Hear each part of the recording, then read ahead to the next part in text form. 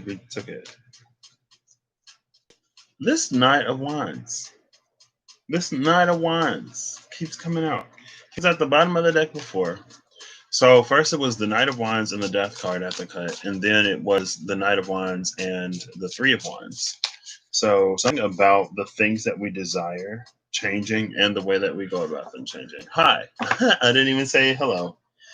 I titled this something about today because there are these celebrities that it's only happened twice. But like Low Anthony was one. I wouldn't necessarily call him a celebrity, but he's a person that's known. He popped into my mind one day for some reason. And I was just wondering how old he was. And then I get on Twitter and I saw him post something. So I looked it up. And that day was his birthday. I was like, wow, that's interesting. And then I've been seeing a lot of Bill Hader just pop up in my YouTube feed, I guess. And so yesterday, I looked him up because he kept popping up. And today is his birthday. So by yesterday, I mean last night because I went to bed at like 5 in the morning. But it's fine. There's a lot of stuff that I was kind of going to talk about. So today I'm going to do an I Ching. Hopefully keep this shorter, keep this simpler, because I really need to get busy on the things that I need to get busy on. And so whenever the cards want to come out, I'm only taking 2, and then I'll I Ching on them, and I'll shuffle in between. Ooh, oh wow! 9 of Cups and the 4 of Wands. Love that. The wish granted and the demiurge. The demiurge. So what was I talking about? What am I talking about? Not much really. I guess I've been having a lot of animals sort of come into my dream and just being whatever. I think it started off first was a lion, and then not too long after that was a tiger. So I was like, there's something up with big cats. And then on Animal Crossing, I got 3 lions that moved into my village. Okay. And then here's the head of a lion right here, right? Yeah, there's a lion head right there as I'm talking about lions. So I got 3 lions that moved in Animal Crossing. I had a dream about a lion, and then I just looked at the spirit animal meaning for lions, because in my dream it had 1 claw that it just stuck in my back. I was like, oh my gosh, trying not to freak out. And then I guess if I look at it, it was like this little injection of strength and stuff like that I guess I'm coming into now because of transits and just because of it's the phase of life I'm in right now. And then the tiger came, and the tiger was different because the lion, I was in class and I was assigned to that animal. I was assigned to look it up, and then I'm reading the assignment, and I just feel it right behind me, and I try to stay calm and not freak out, but so I'm just does anybody see this lion? And then it just put a claw in my back. I'm really trying not to freak out, but trying to get the attention of the teacher at the same time. And by the time he made it over there, the lion had disappeared. And then after that was the tiger, and it's I was on the couch, and we had this pet tiger for some reason, and it was hugging me and patting my back at the same time, and it was the same side of my back that the lion had put a claw in. But when it was patting my back, its paw was flexing, so its claws were touching my back, not digging all the way into me, but they were pressing into my back, and I'm oh my gosh, why do we have a pet tiger? And so it was lions and tigers, big cats for a minute, and then it moved to butterflies randomly. And then it went to elephants, because then I got 3 elephants that moved onto my village back to back, and I started seeing a lot of elephant stuff. Also, the lovers and the empress. Oh, wow. Also, I was just getting more into elephants. That's when I got the wisdom of Lord Ganesha and stuff like that. Ooh, now the chariot is with the lovers. Okay. And then after that, it was lions, elephants, butterflies, spiders for a day. Oh, wow. Okay. So I got the 2 cards. This is interesting. Ooh. Okay. So the 2 cards that came out are the 2 of Cups, 2 of Chalices, the joined one, and the Holy See. This is the 2 of Cups in the Hierophant, And then at the bottom of the deck is Justice. So what's at the top of the deck? The Chariot. Whew, okay. And then I'm gonna get into the book for these, and then we'll see. But yeah, I feel like I've been getting like a whole gosh darn zoo. And then like first it was big cats, and then a few nights ago I had a dream about a house cat. I talked about it. That could talk. It was weird. But then in the second part of the dream that I didn't talk about, there was this person that I met, and it was something about the way that that person talked.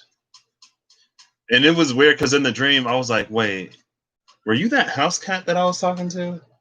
And I don't think the question ever got answered, but it was pretty obvious that it was a yes. Um,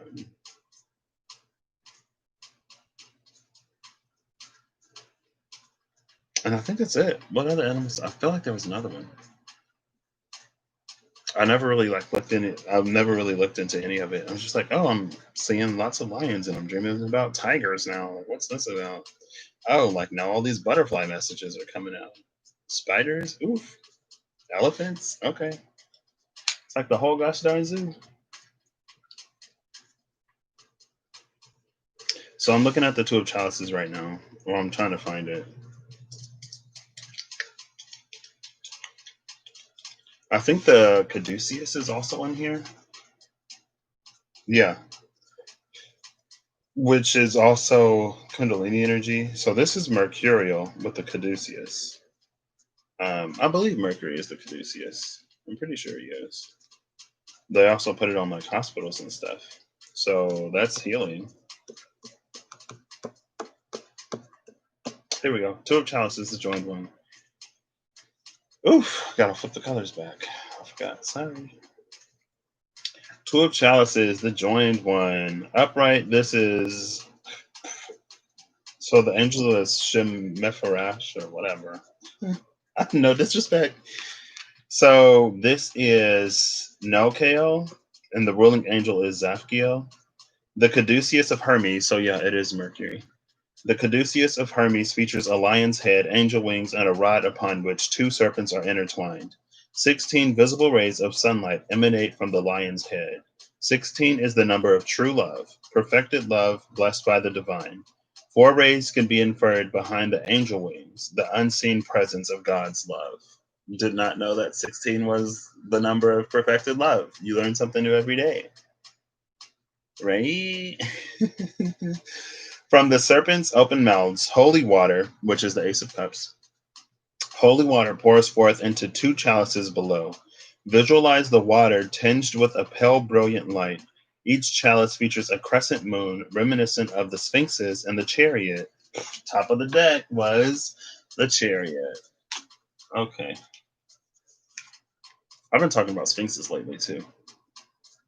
I guess I could look up the meaning for Sphinxes.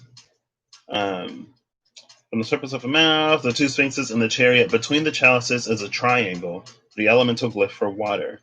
And inscribed within the triangle are the words Abyssus, Abyssum, and Wokat. Translated to the sea calls to the sea, or the deep calls unto the deep, from Psalms 42 and 7, which evokes the initiate's deepest and darkest longing for God to be one with the divine and to be divine. When the initiate calls to God, the sea calling to the sea, the outpouring of divine love comes forth, overcoming all that had separated the initiate and God. Below the chalices, two hands join as one. Supporting the hands, 5 red roses. The setting is the mystic sea, and along the horizon, a wall of rose bushes. Albedo, the purification stage in the alchemical process of realizing the great work, is associated with the archetypal nature of the anima and animus coagulating. The anima and animus is, I guess, it could be the feminine and masculine aspects of the soul. I believe anima is soul. Because that's why, like, if something is animated or an animatronic, it moves as if it has one, right? My Latin is rusty, so forgive me. Is feminine, us is masculine. So the resident spirit in this card is the joined one, who on the physical plane holds the highest office in the realm of water. born from the spiritual seed of the same elemental ace, that holy water again. This is the spirit of love in all its forms, from agape love, romantic to friendship. It is fidelity and devotion. Astrologically tied to the Empress and the Chariot, numerologically tied to the Empress, the Chancellor, and the Apocalypse. So the Chariot and the Chancellor, like both, like the Chariot is at the top of the deck, the Chancellor is at the bottom of the deck. So we have numerological and astrological correspondence with this card. So I'm going to go ahead and pull them on this side, and then we'll see what the new top and the new bottom is, since it talked about them, and then maybe it'll give me a bigger picture. I'll look at it after. So with the Two of Cups, the Caduceus, the Caduceus, they're hard C's in Latin, okay? I believe. But it may be more Greek, especially with Hermes. So I'm pretty sure Mercury is his Roman name and Hermes is his Greek name. Yeah, because Hercules. Okay. Instead of Heracles. Heracles is interesting. So Heracles is Hercules' Roman name, I'm pretty sure. And I can't remember if Heracles is one of Zeus's kids. I'm pretty sure he is. And Hera was kind of infamous for ruining people's lives. It's like Zeus would go down and get somebody pregnant, a demigod would be born, Hera would be upset that her husband is out there getting everybody pregnant because that's what Zeus did. And then she would wreak havoc because, I guess she can't say anything to her husband, but she can punish the mortals who had absolutely nothing to do with it. Anyway, so again, this speaks to deep healing and it spoke to purification. This speaks to communion and becoming one with God or with the divine, or awakening to the divine aspects within. But you can see that there's two cups, right? And they're being poured into equally. So there's almost this temperential energy at the same time. But I think that speaks to, in order for us to truly claim or to get closer to that part of us that is divine, we need, again, to heal both the light and the shadow. And again, that is confirmed by this Chariot card that the card itself referenced, but it was at the top of the deck. It's confirmed by this because you have the light sphinx and the dark sphinx, the light horse and the dark horse, the light and the dark, the ego and the whatever's not the ego. Id, ego, super ego, right?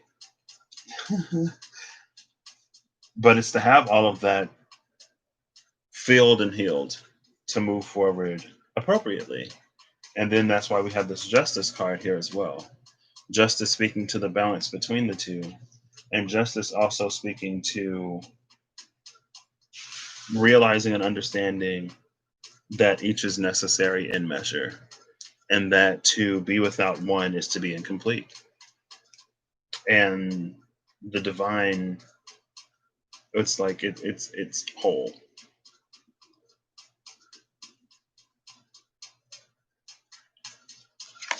What else? Ooh. The lion is up here, which symbolizes strength. The angel wings gives temperance energy. So that's a temperance strength. I've talked about that before. When I did that one carpet reading, that was so fun. I was like, oh my gosh, the carpet is magical. Things just click on the carpet. This also spoke to perfected love. 16 divided by 2 is 8, right? So if perfected love is the joining of 2, then it would be 8 and 8 to make the 16.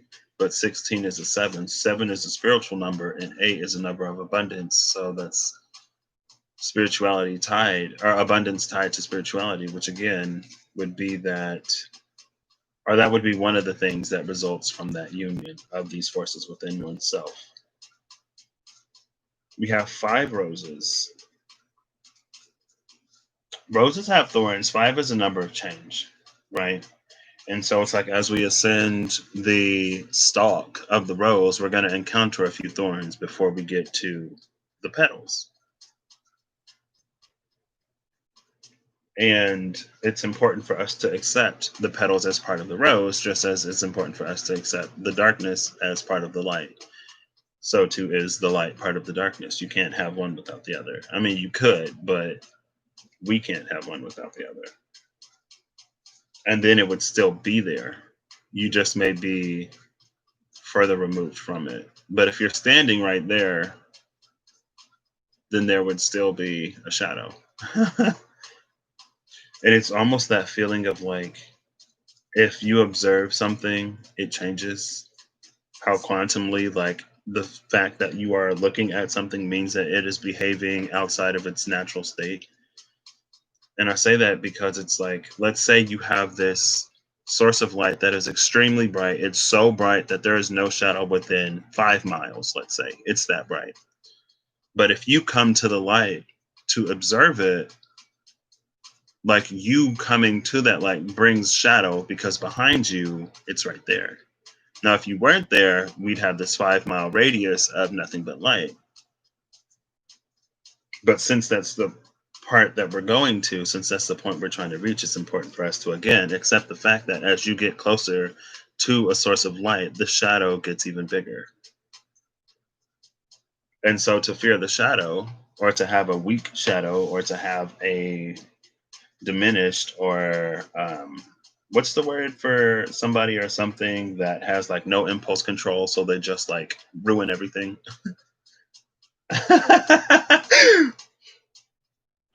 Yeah, that sounded kind of harsh. But it's kind of like that. It's like if your shadow doesn't have any impulse control, it's gonna keep you from getting that close. It's just like with great power comes great responsibility. The brighter the light, the darker the shadow, right? And the closer you are to it, the bigger the shadow as well.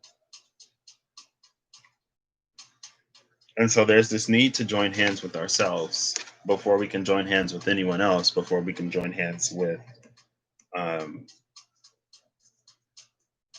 the divine. And this is also bringing to mind, I was talking to a friend the other day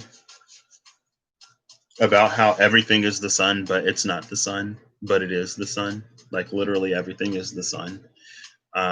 We see the moon because it reflects sunlight. We see our environment because of sunlight. We see the planets in the sky because they reflect sunlight. Like planets aren't luminary bodies, right? They reflect sunlight just like the moon does. And that's the only reason how we can see them. Everything in our environment and our local system is the sunlight. It's a different mirror, it's a different reflection. And that speaks to kind of sort of like that oneness within us in this system. And it also speaks to how we sort of like reflect things off of each other, because from where we're sitting or standing, we can't see it, right? It's like you can't see behind your own eyeballs. But the sun is also not the only thing in the sky. And I also thought it's interesting that now there's so much junk in our um, orbital gravitational. There's so much junk in our gravitational field that there's like satellites, like old satellites and like debris from spaceships and space shuttles and stuff like that, just floating out there. And so like if they reflect the sun, then it might look like a star, but you can tell the difference between space junk and a star because stars twinkle and space junk doesn't. And so there's also this feeling like we have these artificial stars up there in the space of actual stars, and how like if you don't really know the difference, you can't really tell the difference because they all sort of look like, they all look similar. And even the planets that we see in the sky that are brighter than some of the stars, right? It's like they don't produce any light either. And so it was kind of sort of more specifically for that person, but also just in general, because that is, it's in general. It's for us to be healed and whole enough within ourselves that as we connect, it's like as we connect those parts of ourselves and as we heal ourselves, we become more luminous or illuminous. And then we sort of exit the realm of being mirrors and enter the realm of being stars, right? Where we carry our own light and we don't need like the external world to kind of sort of validate that. And so, on some level, it is the case that everything that you encounter is a reflection of you. But at a certain point, it's not that that isn't less true, but it gets more complicated than that. It's just like, before you learn, and I say this all the time, it's like before you learn how to subtract a bigger number from a smaller number, you're told that you can't do it. Before you are more healed and whole within yourself, you're told that everything outside of you is a reflection of you, and it is. But once you get to a certain point, once you begin to not need an external reflection as much to address the things within you that you need to address because you are sensitive enough to just be able to feel it, and you are determined enough to address it, then it's like I said, you exit that space of being a mirror and you enter the space of being a star. Now, as you become a star, then as you accumulate weight, regardless, because there are planets that have moons. But as you become a star, you begin to develop your own gravitational pull that will bring things towards you that it's like you bring things towards you that reflect you, but it's different. It's a different kind of reflection because before you become a star, you're just like one of the sun's little bodies floating around reflecting that light, right? And it's not that we ever stop being reflections and sparks and pieces of that unified divine one consciousness, right? Because we're all created in his image, but it's like his image is powerful enough to hold pieces of it that are not reflections of themselves, right? That's like if I break down purple light into blue and red, or if I break down purple into blue and red, if I break down white light into red, orange, yellow, green, blue, indigo, and violet, red is a piece of the white, right? But it's not the blue, it's not the green, it's not the purple. And red sits at that intersection between sort of like blue and purple, or I guess purple sits between blue and red. And so there are these sort of spaces where once you extend far enough, you kind of sort of bleed into something else. But between red and blue, it's like they're separate. Now, if you want to look at purple, you can break that down. It's like you look at white, you get your orange, you get your green, and you get your purple. You can break down orange, green, and purple into red and yellow, yellow and blue and red. But once you get down to red, yellow, and blue, like your primary colors, then it's like that interaction becomes more separate. And so that's the point where it's like, we're not just like a bunch of stuff reflecting white light. But and it's like what I was saying about, and it just popped into my mind before I came back live, what I was saying about pigments and light, how black in pigments is all the color, but black and white is no color. And how white in pigment is no color, but in light it's all of the colors. And that's because what we see is reflection, right? So if we see something as white, it's reflecting all light. And if it's reflecting all light, it's not absorbing or holding anything. If we see something as black, then it's absorbing all light. But if it's absorbing all light, then it doesn't like reflect anything. I think I said that right. If we see it as white, it doesn't absorb anything. If we see it as black, it doesn't reflect anything. And that's why it's important to have these two in balance, because it's like, when you can bring it in balance within yourself, it's like you bring them close enough in order for that light to be a single body, but at the same time to be all colors. If that makes sense. Because it's like you would need a prism to diffract the light if you wanted to see all of the colors. But it almost feels like if you bring this light body and this void body together, then it's like within that void body itself, it can express all of the colors. So you can see it as white, you can see it as the rainbow, you can see it as this thing that shifts colors, and it can be all in one. And that's when we get closer to that, divinity consciousness or whatever. And we become stars instead of planets, instead of satellites, instead of moons. And moons are satellites. And then, first we go from artificial satellites to more natural satellites. And some people say the moon is artificial, whatever. We go from the man-made junk in the sky to the not man-made junk in the sky. I don't want to call them junk. We go from the man-made junk in the sky to the not man-made bodies in the sky, then to stars themselves. And when a star gets enough weight, it turns into another system. Now, if we're talking about becoming galaxies, I don't know about that. That's beyond me. But because I was talking to my friend, right? And she was like, I've realized I'm not a sun. I can be a lighthouse, but I'm not a sun. And I was like, yeah, like for sure, like me too, because I don't necessarily feel it as my path to be too accessible and available to everybody. And I feel like there are people whose path is to be that, like accessible, like, whatever.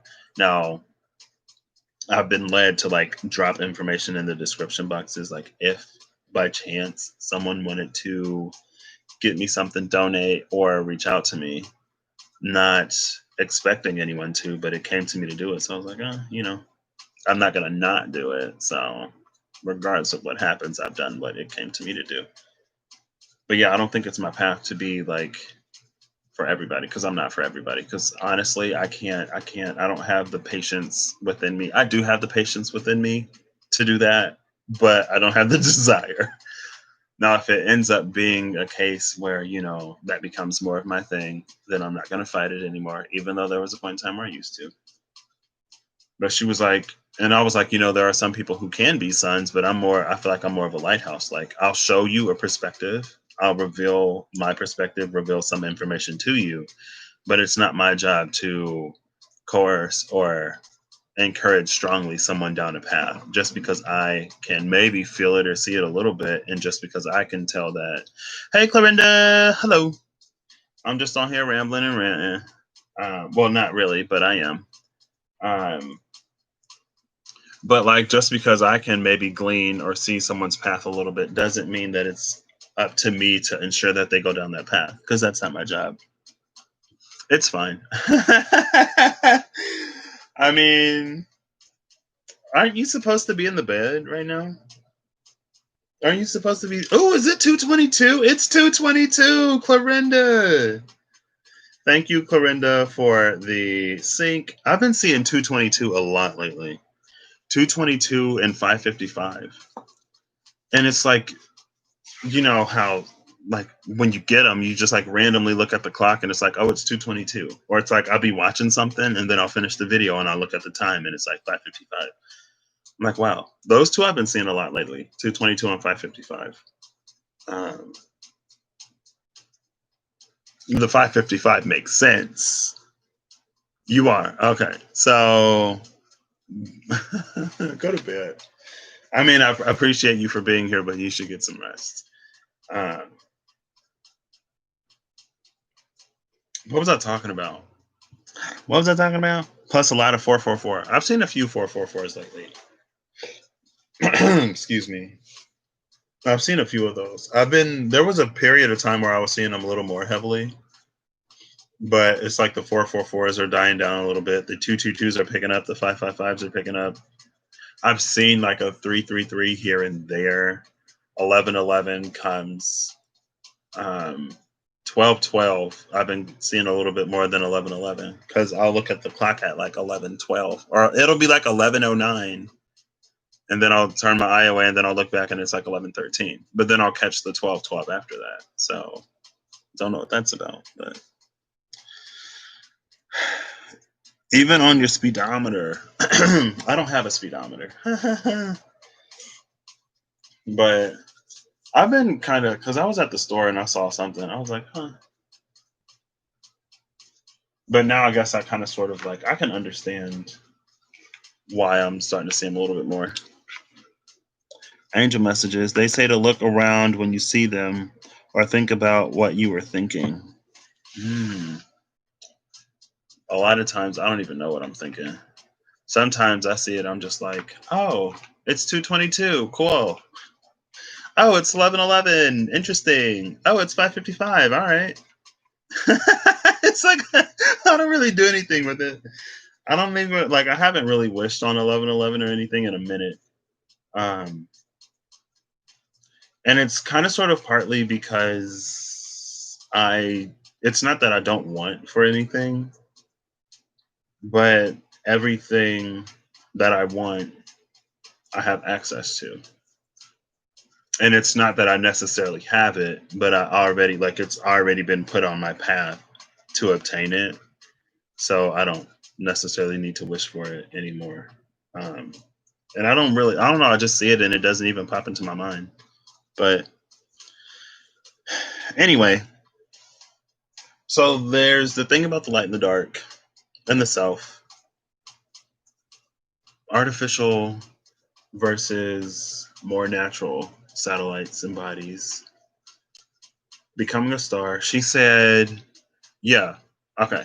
I was talking about how like it's not my path to be a star, or it's not my path to be a sun. Like I'm not like I can provide a little bit of illumination like lighthouse, but I'm not. I can't like hold hands or babysit people. So I'm just like, well, I think this is what you should do, and it kind of sort of lines up with what you know you should do, and if you do it or if you don't do it, that's on you. And she was like, well, no one is a sun, but they can be stars. And at first I was like, yeah, but now I'm like, well, the sun is a star.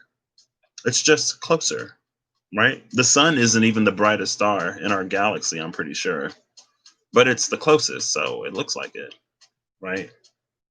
And so now there also comes an illusion of distance. Like we say, time is an illusion, but distance kind of, sort of, in some ways is as well. In some ways. Yeah. So the two I'm working with mainly are the Two of Cups and the Hierophant.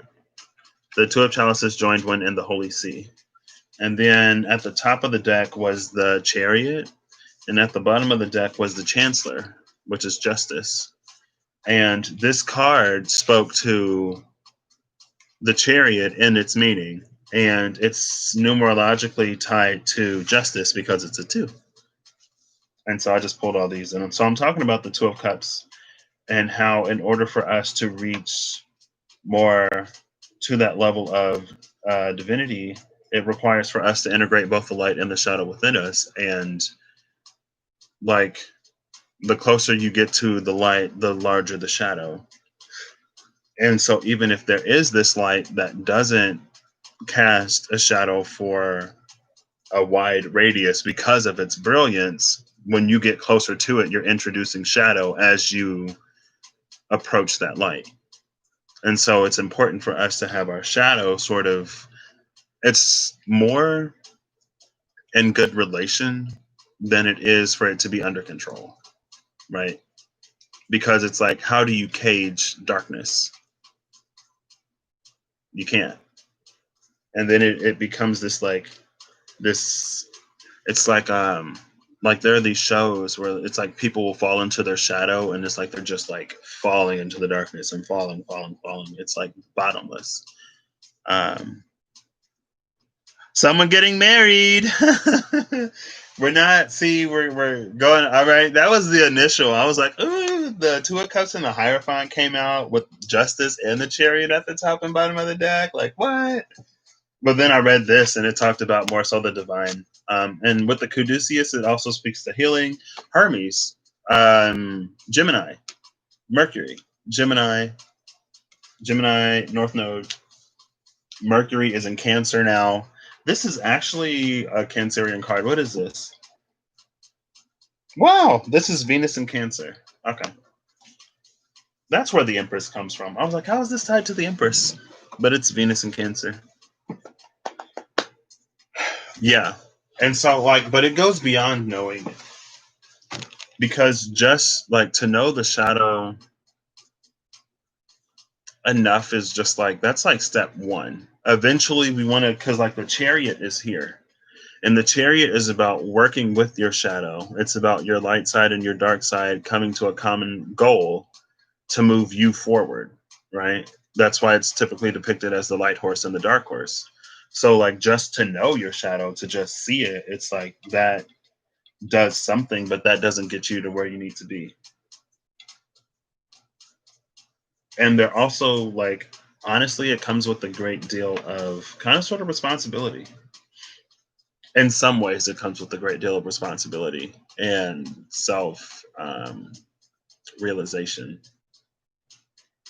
because it's not our responsibility. Like, the things that happen to us aren't our responsibility, but the way that we handle them is, because the way that we handle those situations, it affects us. And for us to reach these spaces where we are more independent of what goes on in the world, again, it's not about ignoring everything. It's about facing it, healing it, integrating it. It's about listening to it. And it's not listening to it as far as like giving into what it's telling you to do, but it's listening to it so that it feels heard, right? Just like people want to feel heard, the shadow wants to feel heard. And it's also interesting because one person said something about like your shadow will tell you about the shadow of other people. And then someone else, that was like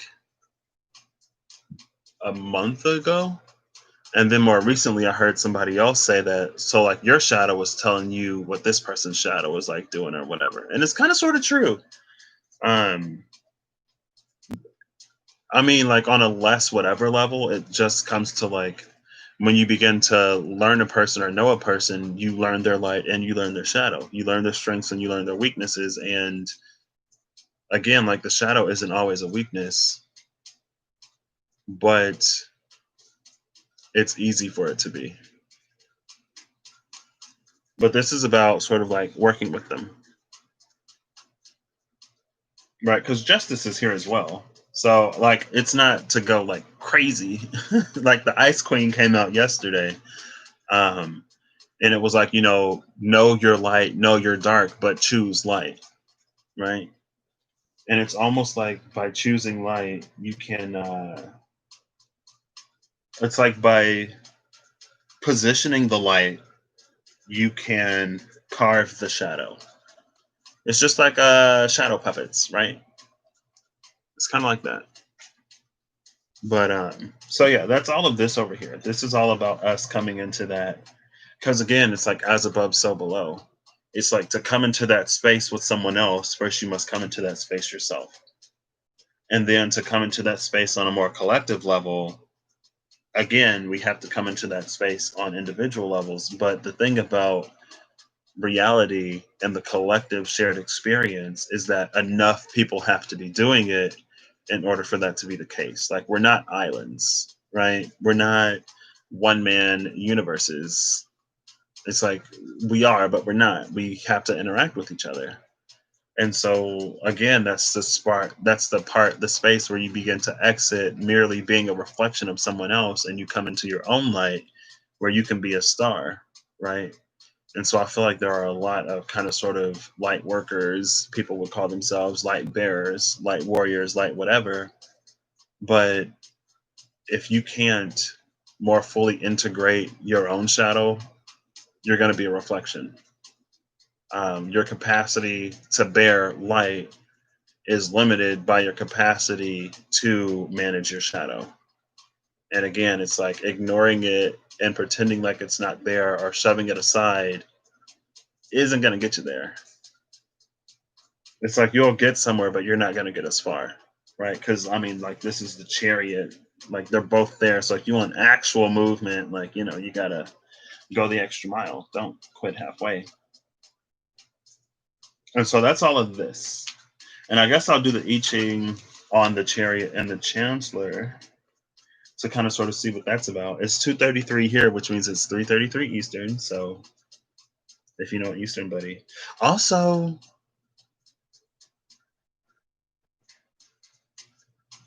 I'm coming into an understanding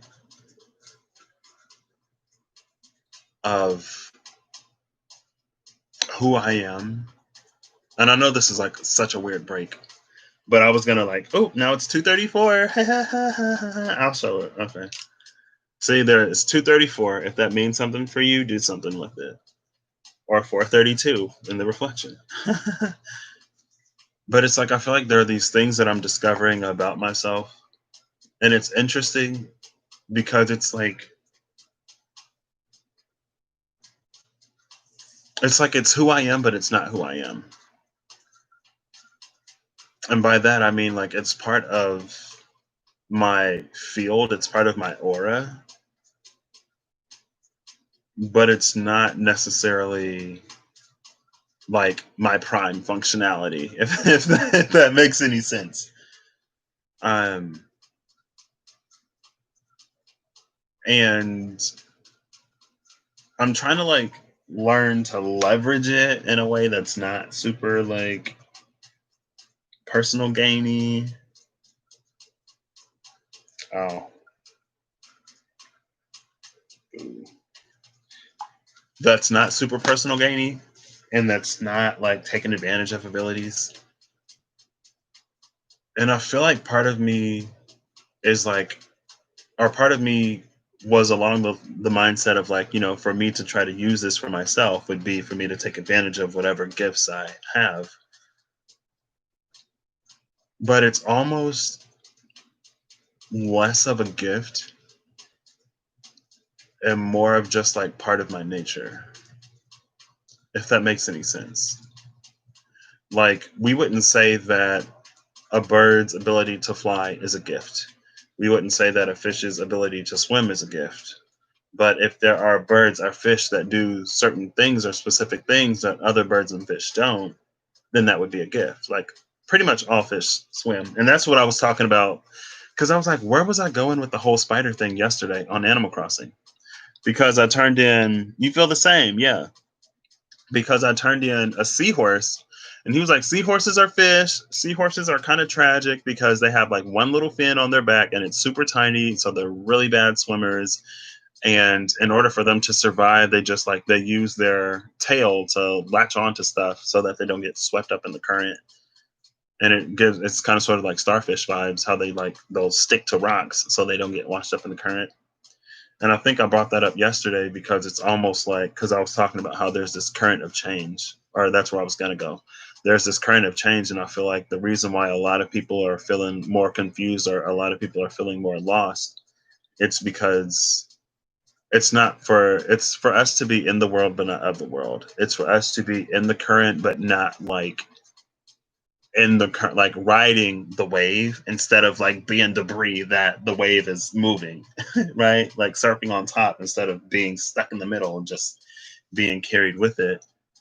And it's almost like, to stand against that, like it's pushing you in this direction. It's shifting you somewhere. Like you were preparing in some way to do something in this time. And for you to not do that is to be the seahorse clinging to some grass at the bottom of the ocean because you're afraid that you won't be able to swim on some conscious or subconscious level. And again, it's not to be swept up into anything, but at the same time, it's not to not do it either. And always take it as it resonates. Just pray for us. That's why I started talking about spiders yesterday, because I was going to talk about the seahorse because the currents. Um, but no, I forgot where I was going with that. I forgot where I was going with the seahorse. Change, lights, light workers. You're only as light as your shadow.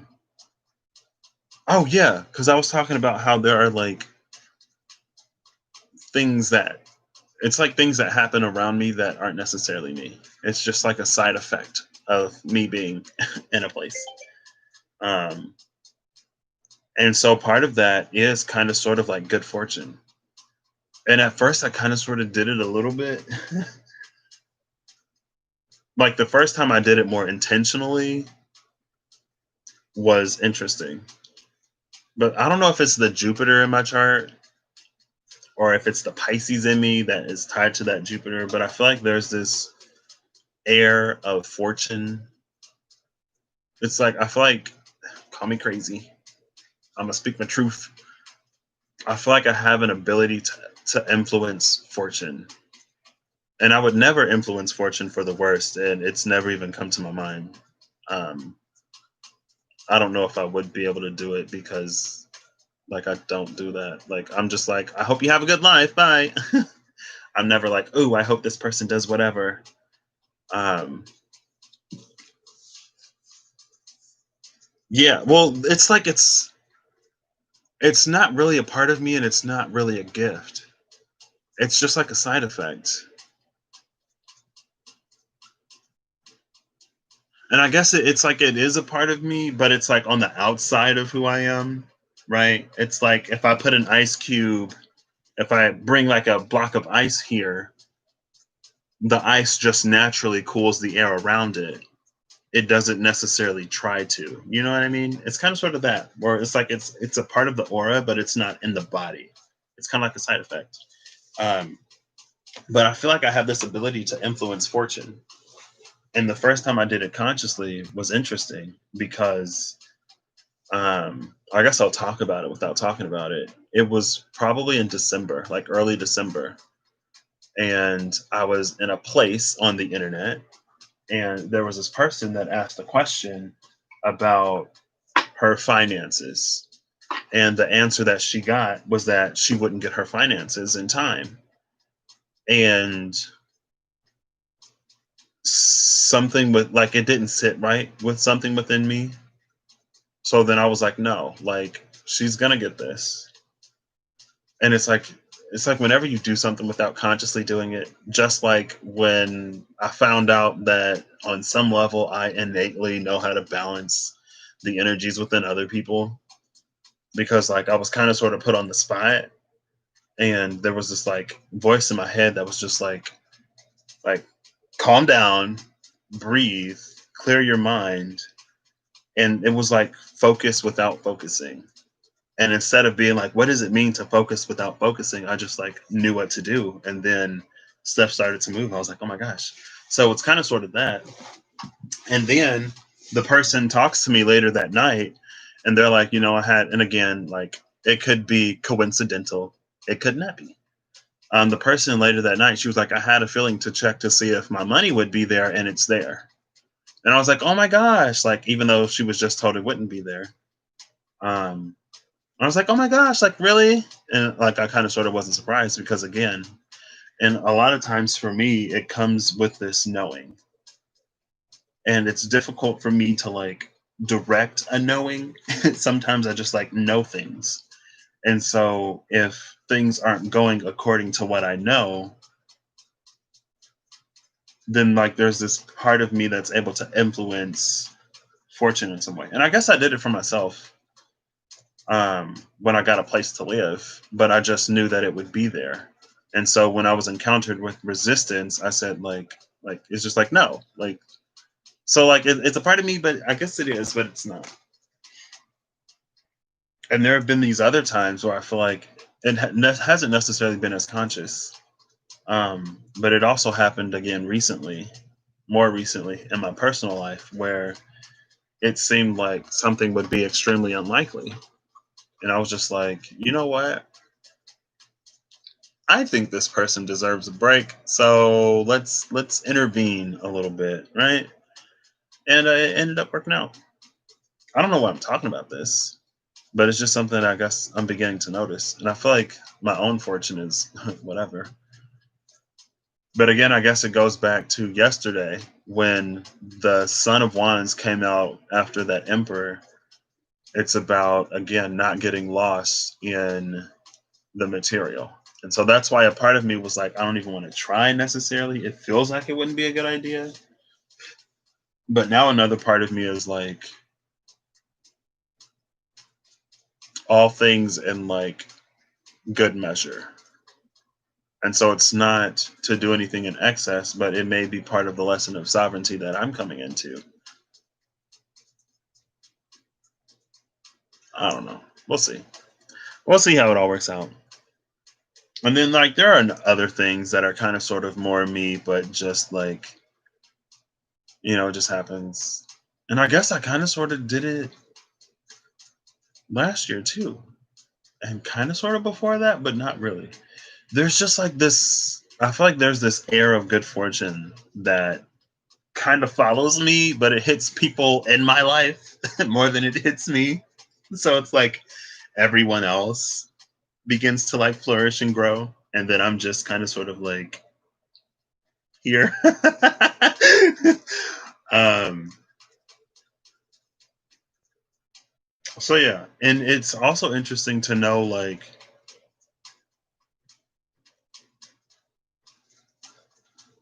it's almost like I guess it would be more of an ancestral gift than anything.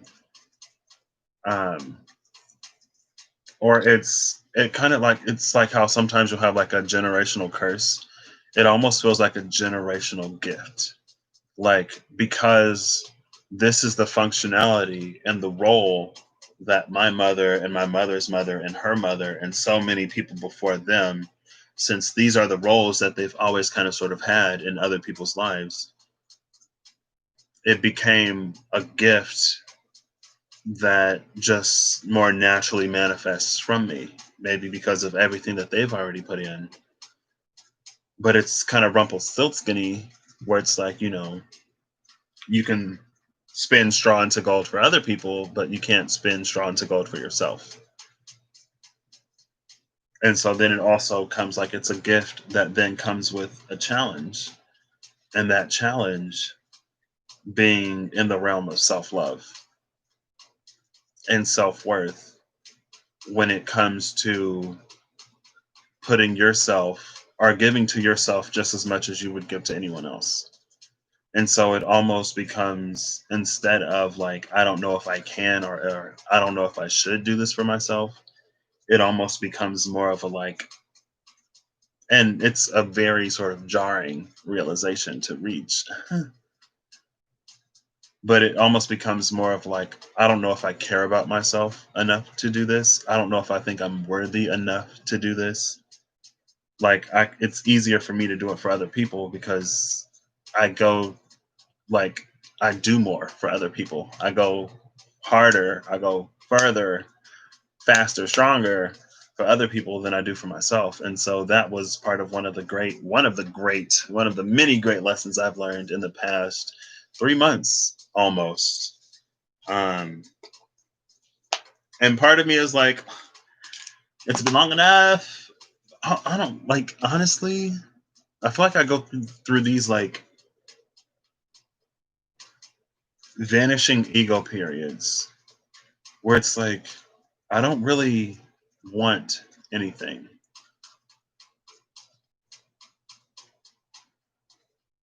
And I feel like I'm kind of sort of like hitting one of those now.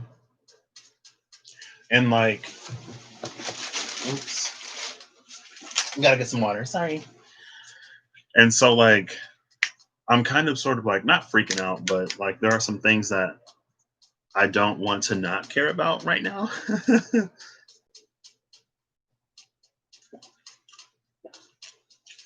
But I feel like my desires are kind of sort of slipping. They're kind of sort of getting away from me. It's almost like my shadow is, or my ego is too pacified right now, which is fine.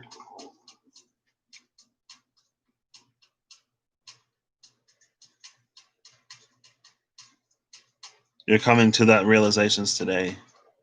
Why are you explaining my life right now? I mean, it's a self worth thing at the end of the day. And that's like when I talked to my mom earlier, or when I talked to my mom months ago. And I think that actually happened before I was, excuse me, it's like I got a preview to this lesson before I actually entered this space. Because I went to talk to her and I was like, why does it seem that like I can bring so much fortune to so many other people? And again, it's like it's outside of just healing, it's outside of just being supportive, it's like also bringing fortune. And maybe it's like all wrapped up in it. And I was talking to her and she was like, I asked myself the same thing. But it was through talking to her that I realized that like whenever I have to do something for myself, I get tired and I don't do it. It's like, oh, I need to do something that furthers my own life. And it's like, oh, I'm tired. Like, I don't feel well. I'll take a nap and then I'll wake up and do it. I procrastinate when it comes to me, but when it comes to other people, I don't.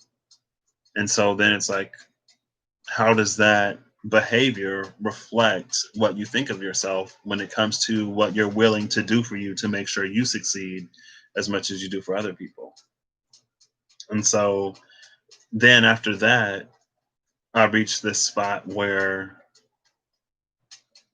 I was looking at where all of my energy had gone. This was in like February, towards like late February.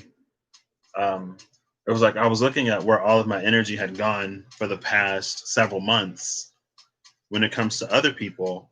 And then I was looking at the energy that I spent on myself to get what I needed to get done, which still isn't done because I was more focused on other people. And it's fine. It's all a lesson, and I wouldn't go back and I wouldn't change it.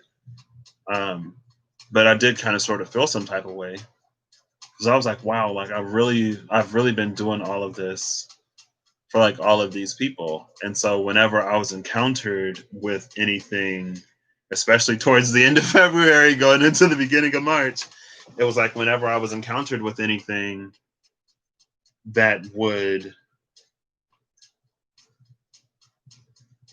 I was just like in a really volatile ish space.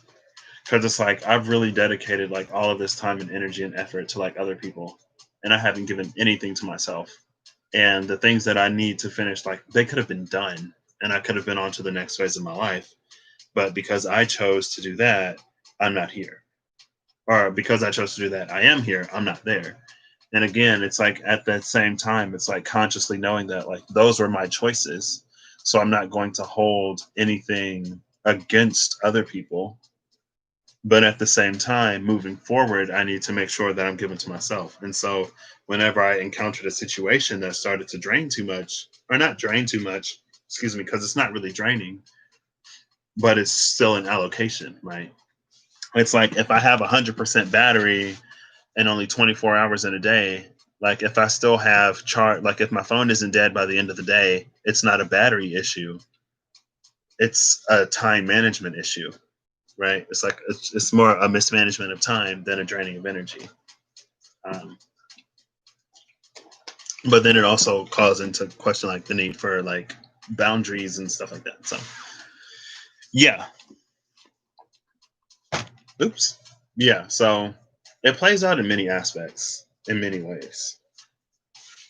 But that's another thing that this is all about over here. It's about giving to the self, and it's about pouring into the self.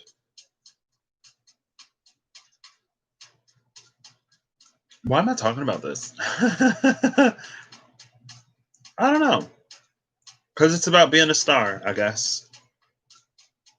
Cause and it, like at the same time, it's like when you are a star, and when you begin to, it's like when you become a star, then you start to hone your gifts, or your gifts start to evolve. It's like so instead of just being like, oh, I'm a healer, oh, I'm a this, I'm a that. When you step more into that star energy, it's like it intensifies those because it's like now instead of you just being a reflection of someone or something else's light, you begin to push out your own light. And when you push out your own light, then it's like it puts a spin on things. It gives it your flavor. It gives it your shade, like, right? And so like that's the difference between like a blue light and white light and that like warm, cool, like natural, like all of that, right? And let's say you're more of a cool light when it comes to healing and someone else is more of a warm light when it comes to healing or whatever. And so it's like you both have that core functionality, but it's different. And that's what it is to come into that star space. But again, that star space comes with that shadow healing and shadow integration.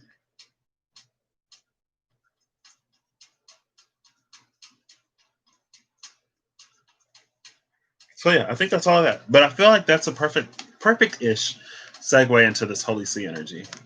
And so now we're going to see what the new bottom of the deck is. The new bottom of the deck is the Reaper. So we had the Reaper chilling under Justice this whole time. And this is interesting because we have Taurus energy and Scorpio energy, and those naturally oppose. Oh, that's interesting. So many majors at the bottom of the deck. And the top of the deck is the Nine of Pentacles, which is Virgo energy. What is this? This is Venus in Virgo. So we got Venus and Cancer on one side and Venus and Virgo on the other side. That's interesting. And then we also have two majors and a minor on both sides. So when it comes to the Holy Sea in this deck specifically, the Holy Sea energy is about going above and beyond. Because as long as we rely on someone else to be a messenger, so like kind of sort of everything on the table right now is about limitation, but it's about self limitation. On the Two of Cups side, it's about how our shadow limits our ability to bear light. And on this side, it speaks of our dependence and reliance upon others, limiting our ability to get for ourselves.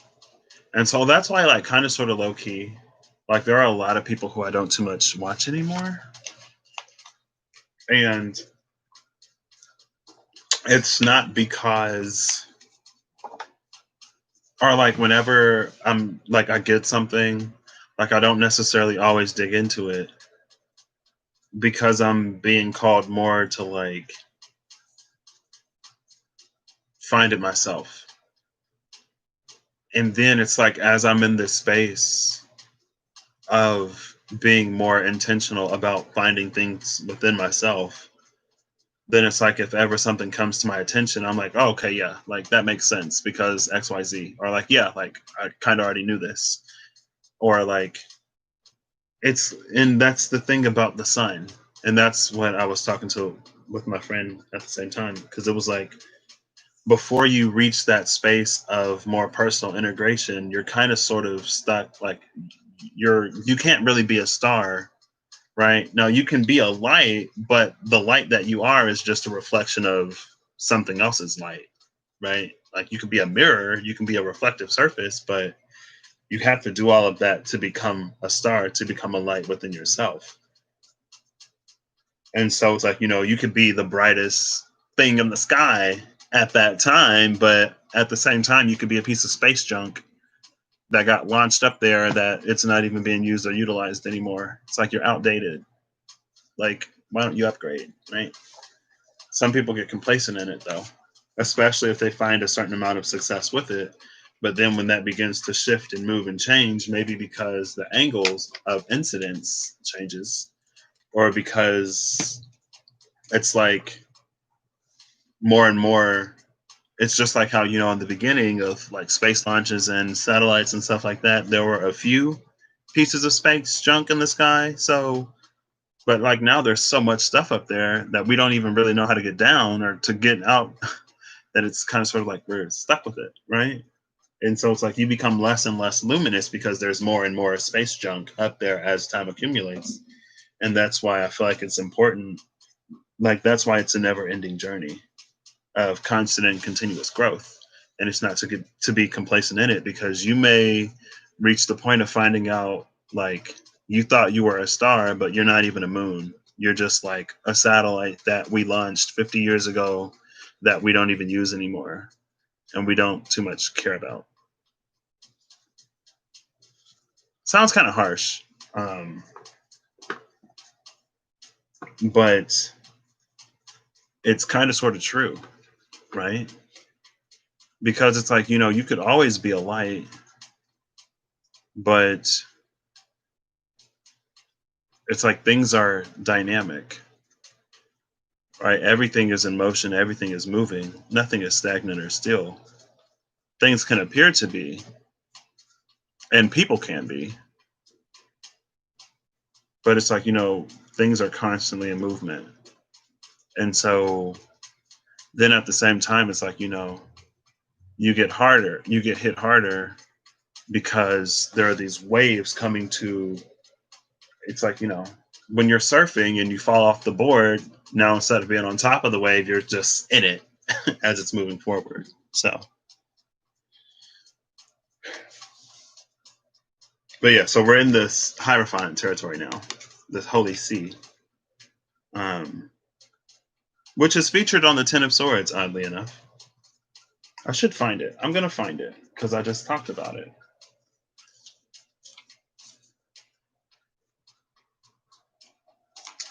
Let's find this Ten of Swords. There are two more majors at the bottom of the deck. This is crazy. Ooh, the Three and the Four of Wands are together. Okay. Let's look at the Ten of Swords. I'll show you where this Hierophant energy is.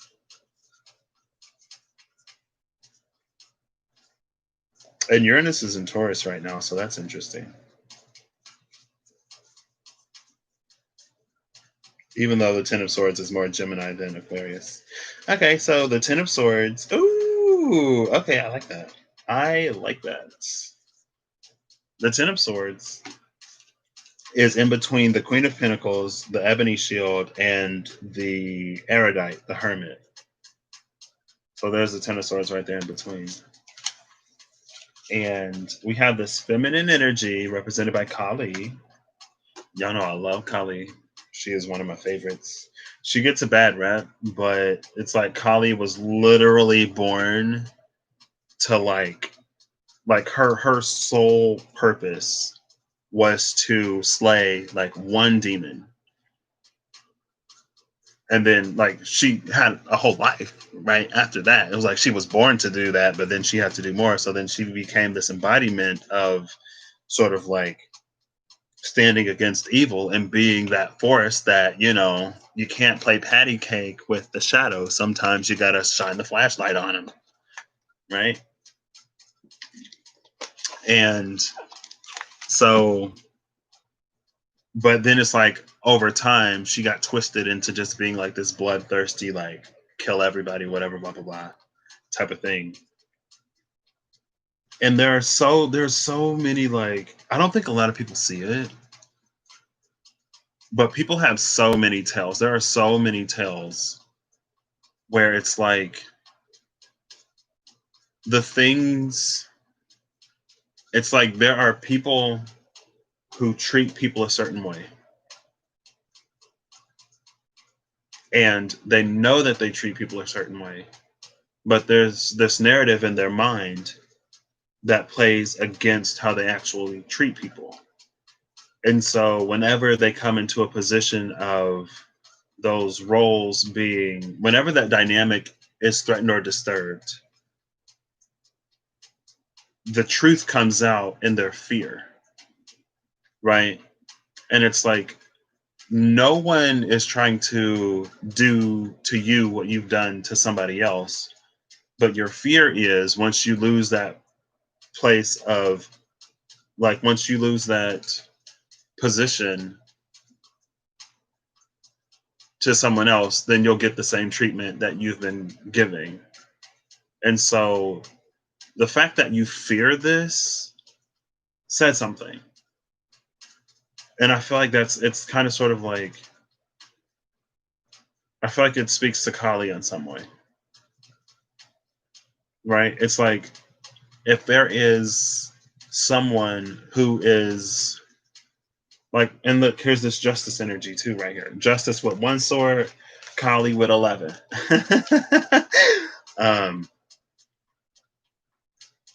Oh, I shouldn't have did that because now I forgot where I was going. Yeah, because it's like let's say there's this blade that only cuts those who are, it only cuts those who harbor ill will and ill intent towards others, right? And so justice is going through cutting everybody, right? And for the folks who don't harbor any ill will or any ill intent towards someone else, like, they don't get cut, they don't bleed, it's fine, right? Let's call it karma. But then there are those people who would put on a show, who would wear the mask of someone with no ill will or ill intent, but who knows the power of this blade to expose, root out, and then decimate that, right? And so it's like, in order to get the people, it's like in order to prevent themselves from being exposed, they come up with this elaborate ploy to get the people to turn against justice. And so, oh, this is especially vile. Because it's like, So, in the midst of this confusion, not only is justice taken out of the game, but at the same time, the people get lost in the story of the deflector, and then it's like they lose their own innocence. And so now you get many people fearing the return of justice, whereas originally it was only one. But no, it's like no one on the outside saw all of the transgressions of that one individual. They all saw, and that's this energy right here.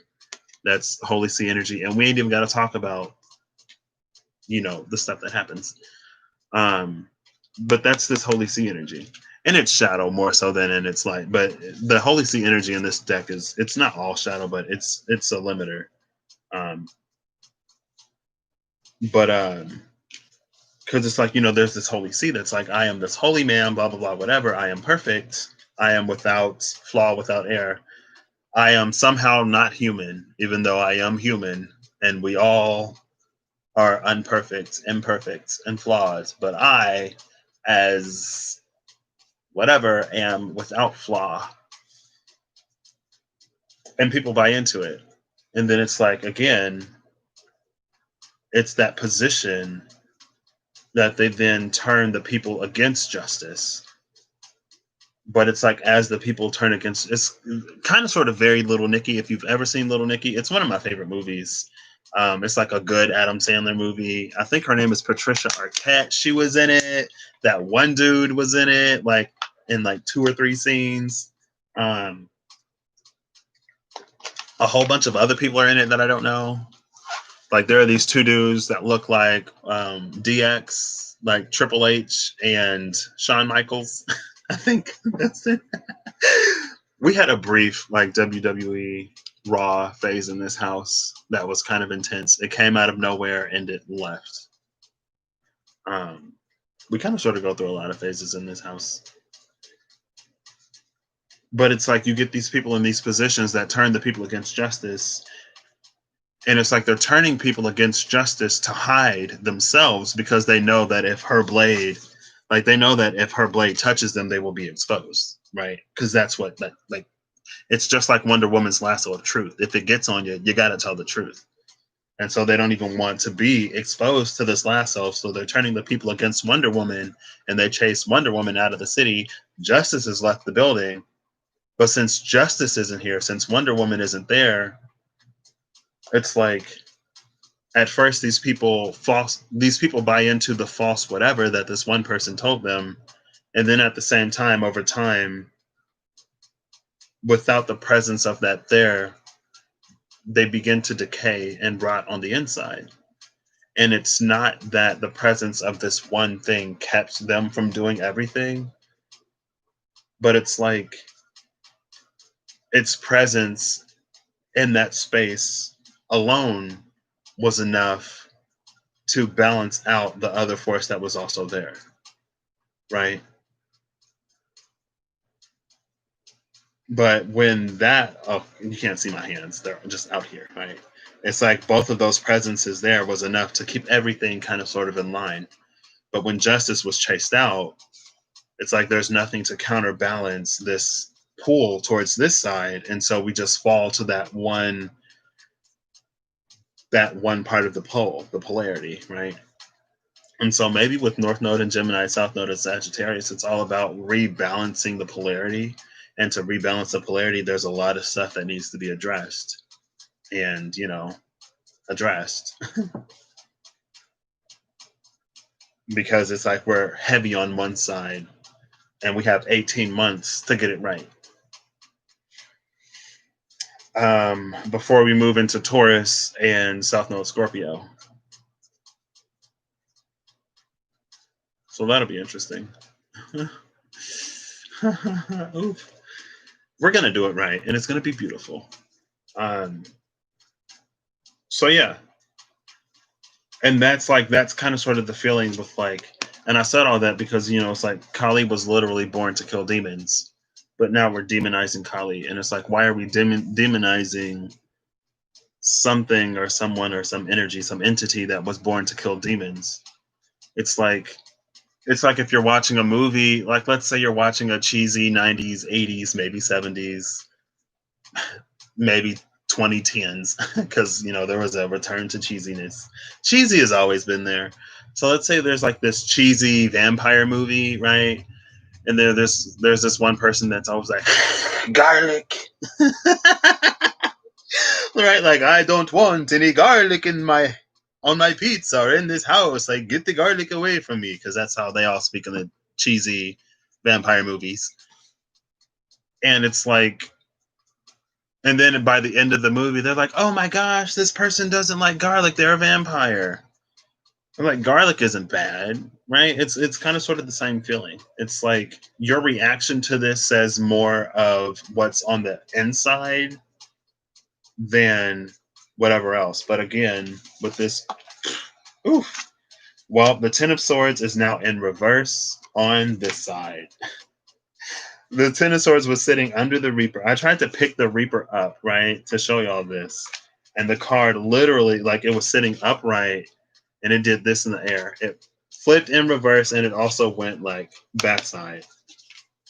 And so I was like, oh, now it's in reverse, sitting literally right under Justice in the Chariot. So they did my girl dirty, but it's fine because Justice is coming. It's coming back. It's making a return because the people are demanding her. So some stories may be unraveling here shortly, but if that's the case, just know that you were fooled, you were bamboozled, you were deceived, you were tricked, you bought into the story that kept everything in place. South Node and Capricorn was the systems that were already in place.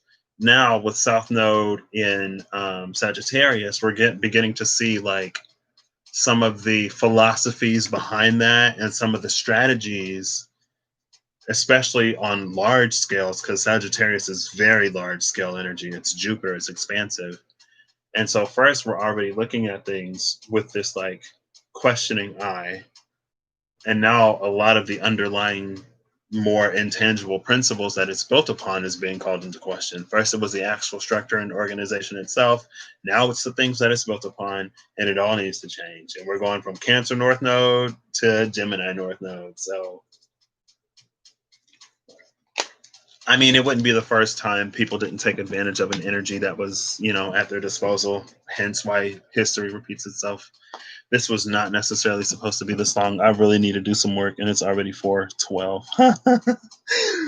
But this is part of the work that I need to do as well. I just need to do more of the other work. But anyway, so look at this. You see that right there? The Holy See. Now, let me see if I got to find it first so I can put it in the camera. I know where it is, but there it is. Okay. Oh, maybe that's why it was in reverse. So first, look at this. You see that? See that? Now look at this. Let's see if I can get it in there. I got to find it again because I lost it. It's down there somewhere. You see that? That hand? Maybe if I turn it this way. Okay, so we're looking at this. Now we're looking at, where is it? I keep losing it. There it is. You see that? How the hand is? Right here? Oh, that's behind it. Right here? This hand right here? There's a Hierophant. He's on the ground. Kali got him. And if Kali got you, like, she has discernment. Now there is that one story of her going a little bit crazy.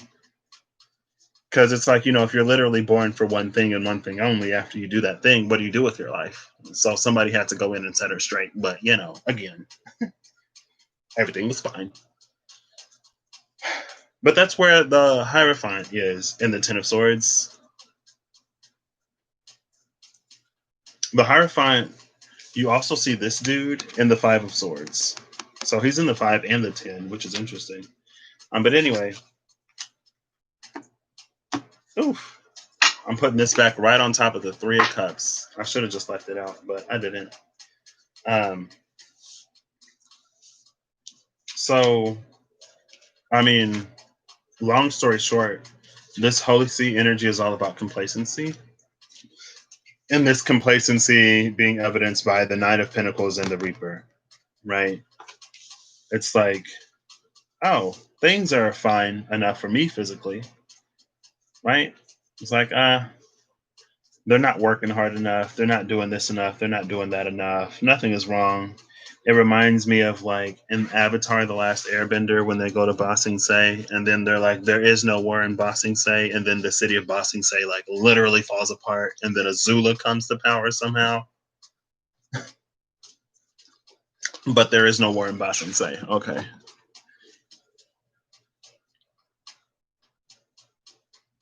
but this is also a Virgo energy, and the Hermit did come out with that Ten of Swords. I believe it was the Hermit and something else. I don't remember. The erudite. And so, yeah, the thing about the Holy See is like the Holy See is us seeking one person or two people or an organization to commune with the divine. And I'm actually going to read it because I read the other one. But it's like literally this card was about us seeking communion with the divine ourselves. This card is about there being a middleman between us and the divine. And this card holds a call to go beyond the two pillars to claim all of that knowledge and awareness and connection for ourselves, right? To be stars instead of mirrors and satellites. But I mean, a lot of people won't do it, but it's fine. There'll be enough people who do it. And it's like the sun itself has changed. So it's kind of sort of like the path that we're on, we're kind of sort of on regardless. And it's kind of like what I was saying, like there's this heavy fog, this thick mist that is rolling into the forest, and the people who navigate out of it before it lifts will be the ones that are rewarded for that successful navigation. And then like eventually the fog is going to lift and we're all going to come out of it, but it's better to get out quicker rather than later. And closing your eyes while you are in the middle of the forest does not count as escaping. Fun fact. So the Holy See, the attribute manifested here is spiritual power. The elemental, hold up, wait. The theosophical, septenary is force. It's interesting because strength in this deck is the force. The Saint Germain key is master of the arcanes, and the path on spirit's journey is higher intellect. Between twin pillars is the right hand, giving the ecclesiastical sign of divine secrets. In front of it, the crossed keys and triple crown of the supreme hierophant, watched over by two ministers. Upon their cloaks is the letter Vav in the Proto-Canaanite alphabet. One pillar marks the master's authority to bind, the other pillar marks the master's authority to permit. Such are the authorities of the enchanter designated by the Holy One. That's interesting because the back of the moon card came out when I pulled those cards, and it talked about the two pillars being in that card as well. And the back of the moon card, that was in the vice versa deck, the back of the card, right? And it's like the back of the moon card is actually a solar eclipse. So you think it's nighttime, but it's not. Right? And so like again, like with the Kali, with the whole story of like deception being used to veil one's own intentions, it's like, you think you're kind of sort of getting away with it. You think it's nighttime, you think you're under the cover and under the shroud of darkness, but you're not. And any second now, that moon is going to it's going to resume its precession, and the sun is going to begin to peek out from behind that moon like, ha, gotcha. You thought. But now it's time for everybody to see. And it's almost like, oof, it's almost like we're getting to the point where justice, like the energy of justice itself, won't even be necessary, because it's like the people will see. The people will see it. So you don't need somebody else to come and tell you something that you can already see.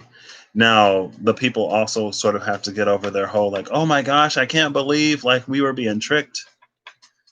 Or I'm like, oh my gosh, I can't believe you were being tricked. It's almost like if you had a heart, you would have been able to feel the difference. Sorry. I'm fine.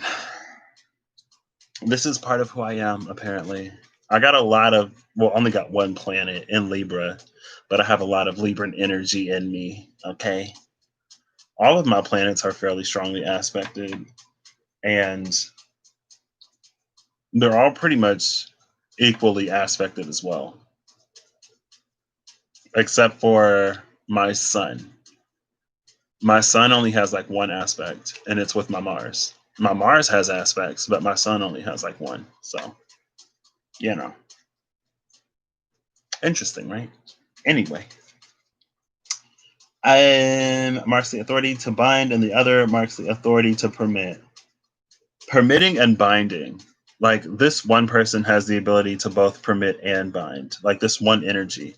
And that's where the Hierophant can come into its shadow. Because with the Hierophant having the ability to both permit and bind, it has complete control and authority of the story, of the situation. Anything that doesn't fly, it blocks. And anything that aligns, it permits. It's like the epitome of confirmation bias, but it's the only one writing the story. And it's not the only story, but it's the only story that some people read, right?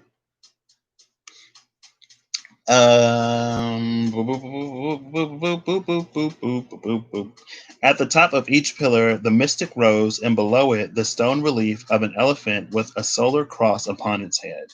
This calls upon a reference to Hindu cosmology of the world elephants and also of the elephant's elemental correspondence to Earth, the elemental correspondence of Key 5. Here, the elephants also call in the presence of Ganesha. Shout out to Ganesha. Ganesha and Kali are my two favorite in the Hindu pantheon. Not that I'm necessarily well versed enough to have favorites, but they're the two that I just like.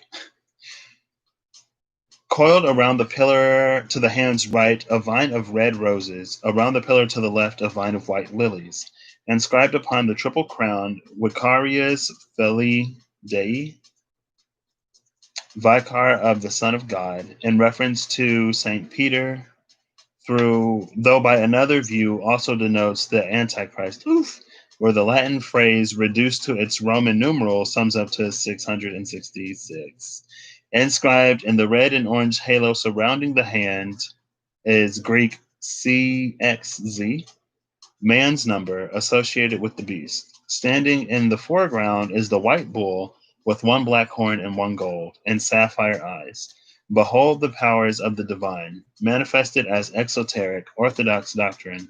An inverted ankh adorns the bull's head, representing the absence of the blessing from the Divine Mother.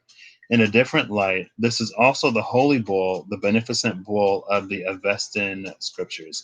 And it's interesting that, okay, so, why did I put it back? Why did I put it back? Well, I opened up to the healer, which is the star. Oh, found it. Now the Ten of Swords is between the Nine of Swords and the Three of Cups. It's interesting that it said that the Ankh is in reverse, signifying absence of the Divine Mother, which is divine feminine energy.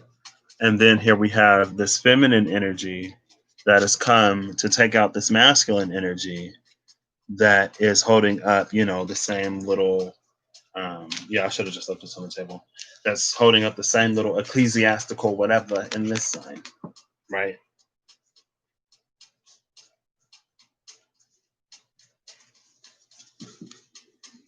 That's interesting. I don't know where I'm going with this, but follow me if you care. If you don't, bye. The Holy See is a spirit who is known as the master of the arcanes and a channel of grace. Oh my gosh. What? Okay. That's interesting. These are the gates of established thought, sovereignty, concomitant with the emperor's temporal power. The Holy See, the emperor also doesn't have access to the Ankh, but the emperor is an energy since he um, works alongside the empress. She gives him her blessing, and so let me find it. It's fine. I don't think I saw the emperor, so it's probably a lot closer to the top of the deck. Yep, he's literally like card after the card at the top of the deck. He was sitting between the Nine of Wands and the Knight of Cups. So that's interesting. Where is he? Okay, so you see the Ankh up right here. The Emperor is giving the blessing from the Empress. That's why, he works in collaboration with that Divine Mother energy. But on the forehead of the bull, the Ankh is in reverse. So one of these is blessed, the other is not. This one takes. It takes, and then it twists the story because it has both the ability to permit and bind, apparently. And who is man to gatekeep the divine anyway? Anyway, the Holy See is a spirit who is known as the master of the arcanes and a channel of grace. These are the gates of established thought, sovereignty concomitant with the emperor's temporal power. The Holy See acts and speaks for thousands. In Spirit Keeper, the Holy See is the card of challenge.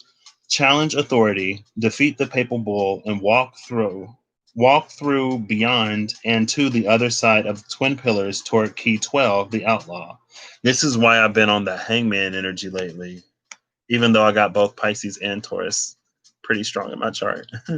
Pisces and Taurus are the two strongest zodiacs that I have in my chart because it's Pisces, Taurus, and Capricorn. It's actually Pisces and Capricorn, but my rising is in Taurus, so it gives Taurus joins the party. I got 2 in Pisces, 2 in Capricorn, 1 in Taurus with my rising in Taurus, so it's a 2-2-2. Oh, it's a 2-2-2, and then the rest of my planets are spread out all over the place. So X for thousands. X. See, but it's also interesting because they say that like one awakened or one enlightened individual is equal to like 1,000 that are not, right? And so it's like it's interesting that as people begin to break free of this and walk through the pillars for themselves, it's like the Hierophant loses one person out of its 1,000, but the light gains 1,000 out of that one person that the Hierophant lost. You see what I'm trying to say? So depending on how many people are on the side of the Hierophant, it's only going to take a few people truly going beyond and being on that other side to equal it in measure. So that's interesting. Card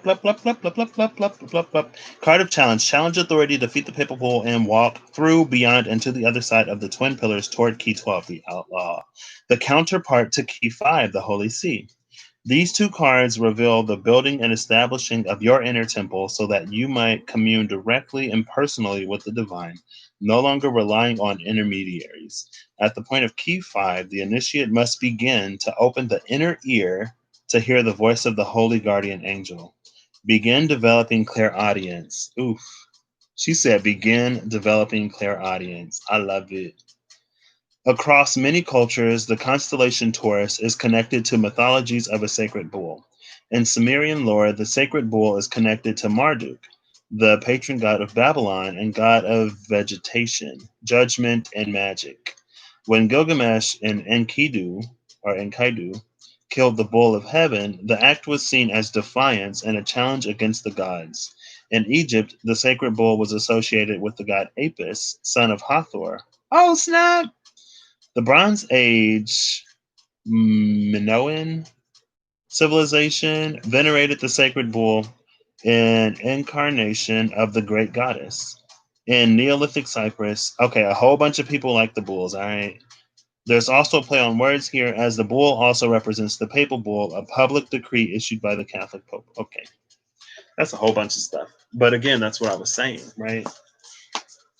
And it's almost like it's interesting because there are people who will say that they left one organization to then follow another organization that is so disorganized that it may seem like it's not an organization, but it's like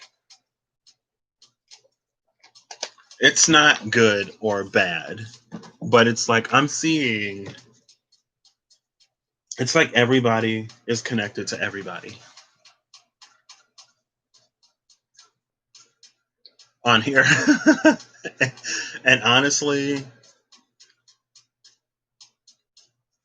I don't know. It's just not my space. It's not my space. Um, I'm not necessarily like I'm not like my North Node is in Sagittarius and my eighth house. My Sabian symbol for my sun is like it's like me finding my own path. It's very specific. It's very me. Like ain't nobody else like you ain't gotta be me. You ain't gotta be with me. You can be against me if you want to, if you're so interested or if you are so inclined, I guess. Um, but that would be a very one-sided whatever. I'm not necessarily giving you anything else. But have a good day. Bye. Um, but it's just like it seems like we're trading one organization for another, and it's like people say that they leave one to be more independent in thought, but then they just start adopting other people's thoughts. And it's very like that whole pandemic thing in my mind. And it's not to say that that was true or untrue. I'm not here to argue the validity of that. But it's like whenever someone goes to the internet to get brand new information, it's like they completely disavow one system, but then they just pick up another one. And so it's like you're a sheep that trades shepherds. It's like you're trading hands. But once you go from one shepherd to the other shepherd, in your mind, you see that as like not being a part of a flock, but in reality, you kind of are. Right now, the thing about because this is holy seed energy. This is hierophant energy. The hierophant permits and binds. It does both. And so, in my mind, it's like well, if people go wherever on their own free will, if they make an informed decision, then that's an informed decision. But at the same time, when you're dealing with hierophant energy, it's like it's the nature of that energy to gather masses of people and to tell the story in a way that would get the most people to be like a part of their flock, right? It speaks for thousands. When one person speaks for themselves, they also speak for thousands. And so like maybe we should all just be our own hierophants and not necessarily need because it's like, one hierophant has the voice of 1,000 people, but one person in his own voice also has the voice of 1,000 people. So it's like to be a part of a flock is to give your voice to someone else. But we got this Reaper coming now. Scorpio energy is like, you know what? That's a whole lot of Taurus over there. That's a whole lot of Taurus. And it's time to shake things up. It's time to introduce a little bit of it's like one of those movies where you have this perfect town where everyone's perfect and one person moves into the town and then the whole town falls apart. And then that person's like, what? You've never broken a rule? You've never done anything bad in your life? No, so it's not a good energy. It's not good. But I feel like it's just coming to shake some things up. And it's like, it's not necessarily good, but at the same time, societally, it's not necessarily good. But individually, it puts a person in a space to make a choice and to not blindly follow whatever it is that whatever flock they've been herded into, right? And it is the worry of the shepherd, of the false shepherd. It's the worry of the false shepherd that his sheep will begin to think for themselves and his flock will begin to dwindle, right? Now, when it comes to the actual shepherd, he's like, right, I got this big old field, the sheep are fenced in, ain't no wolves out here. So if a sheep want to run to the other side, like that sheep is fine, right? The sheep can do whatever it wants to do. And it's not that we don't care about the sheep, but it's a recognition that, like they can do whatever they want. As long as they're safe, then, Now there are the false shepherds who will claim to keep you safe, but what they're really keeping you is like controlled. And it's almost like you kind of forget how claustrophobic you are because you get used to the small enclosures. And then it's like you go from having claustrophobia to small spaces make me feel cozy. It's almost like I'm in the womb again and I don't have to think for myself and I just take whatever mommy gives me through the umbilical cord and I do nothing but float here in this sack all day. And it's like, okay, well, it's time for you to do something. You're like, what? I've never done anything a day in my life. It's like, oh, goodness, I can tell. But regardless, it's time to do something. It's time to go beyond the things that have kept us separated to claim the truth of that oneness, right? To claim the truth of who we are in general, right? And it's like this unity that actually leads to separation because the unity is more of, oh, what's that word? What's that word? It's not a pro. It's like a climate. It's not acclimating, but it's like acclimating. It's like when you strip the culture away from somebody and you force your own culture onto them, and then they pick that up. It's an actual word. I can't remember what it is right now, but it's like that.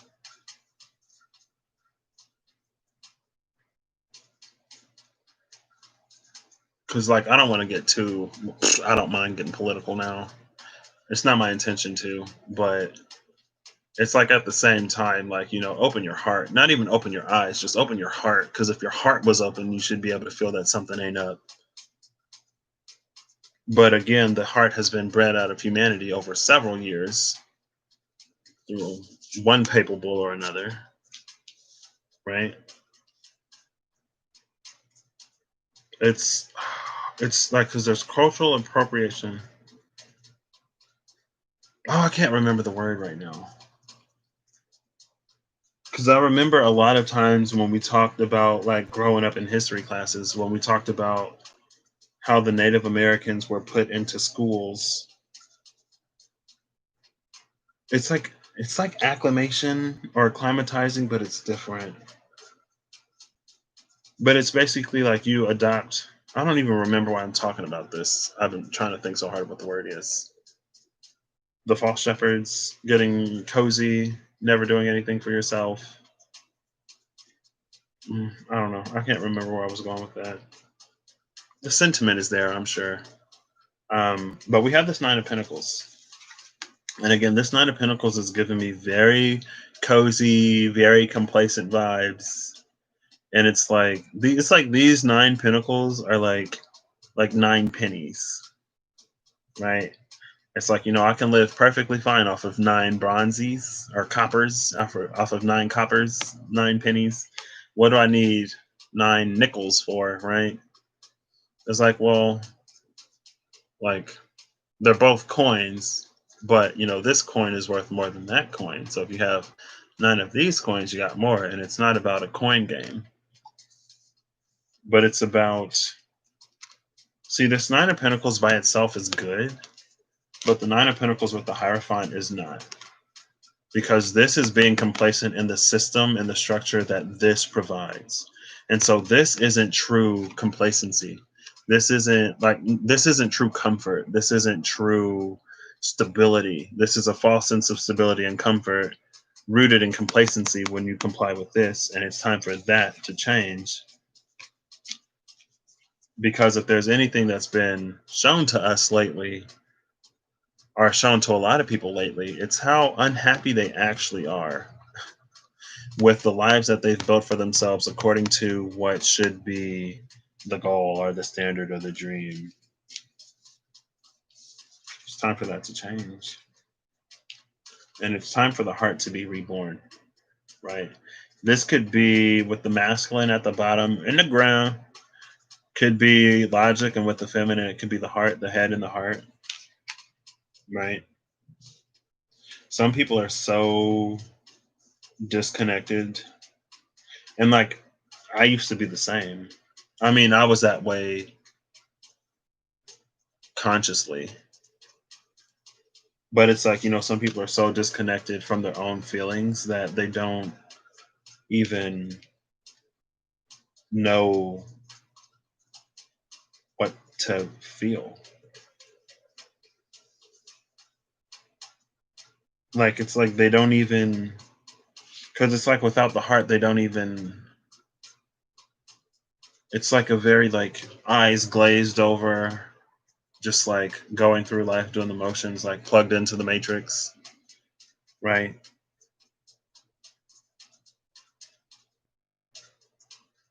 And then, but I feel like that's one of the dangers of like, I feel like one of the dangers of Neptunian, of the Piscean energy with that South Node in Sagittarius.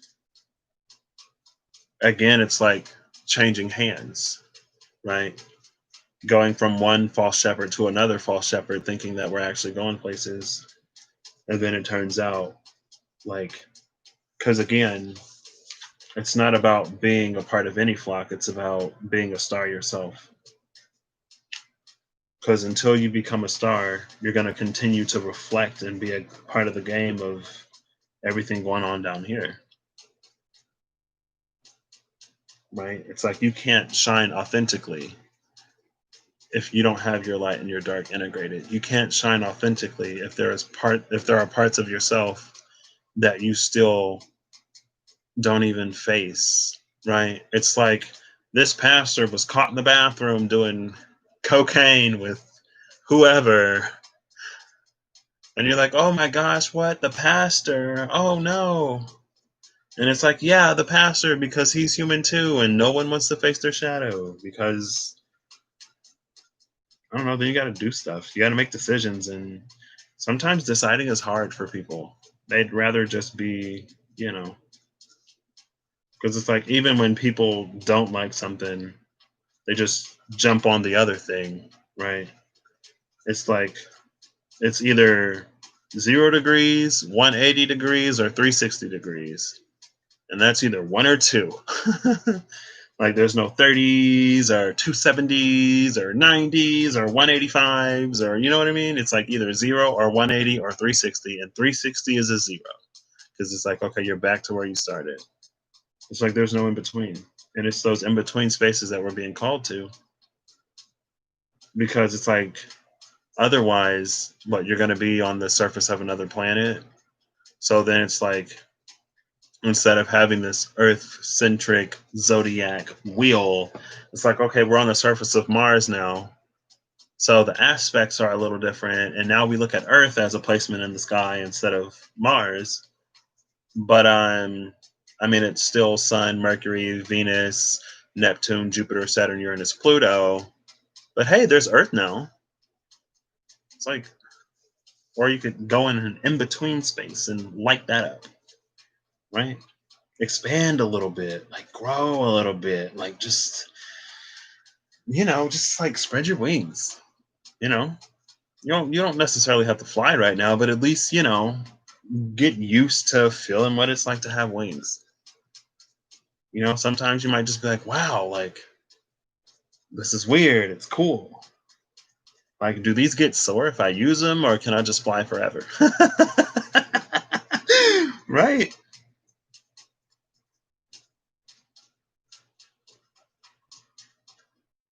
I mean, it's like we have this extremely fixed. I mean, even though the nine is mutable, We have this extremely stable energy between the Nine of Pentacles and the Hierophant, and then we get this death and the Ten of Swords coming out.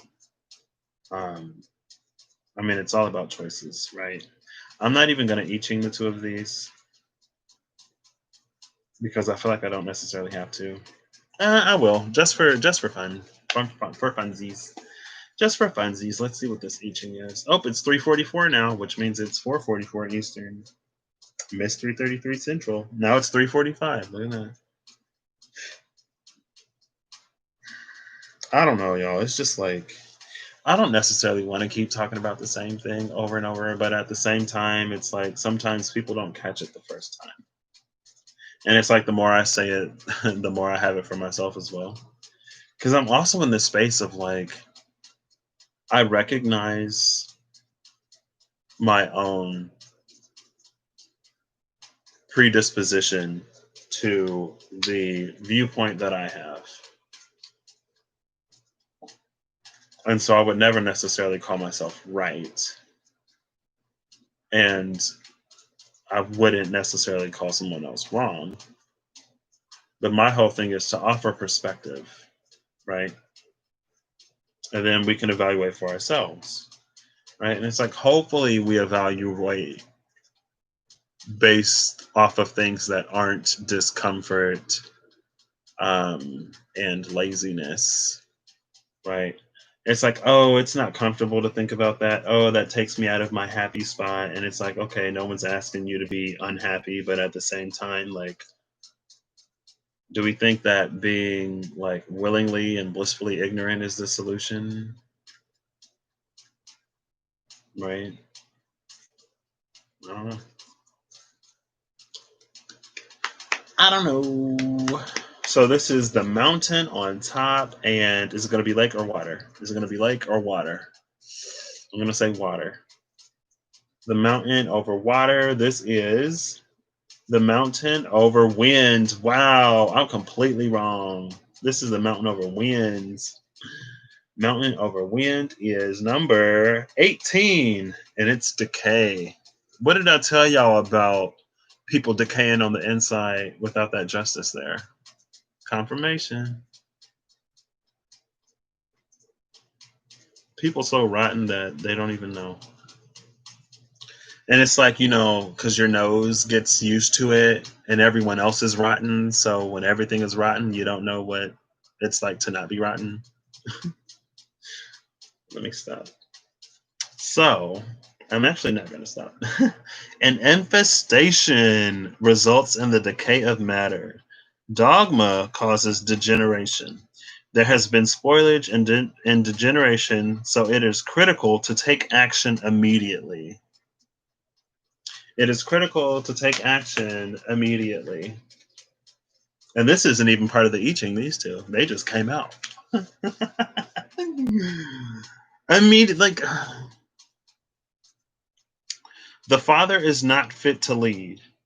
The successor son must rise to the occasion. Great obstacles to come. Prevent further atrophy. Strive to be virtuous. Notice how it's like strive to be virtuous and not strive to be victorious. To be virtuous, right? Do not go forward if you seek power. Go forward only if you rise with pure heart. Undertake the daunting challenge. For the critical timing of events, look to Jupiter, the spring season, and the midnight hours. Ooh, Jupiter. Retrograde in Capricorn, government. Closing in on Pluto, great transformation. Spring season, like, I mean, it's all pretty, like, right there. So, oh, wait, what is this? I didn't even read it. This is Goo. It's decay and an opportunity for reparations. An opportunity for reparations. Goodness.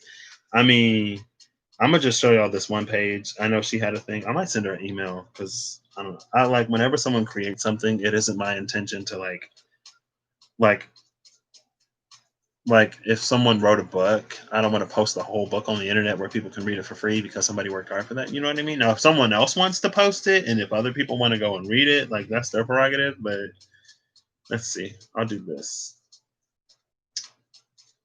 So, I mean, wait, what am I showing this for?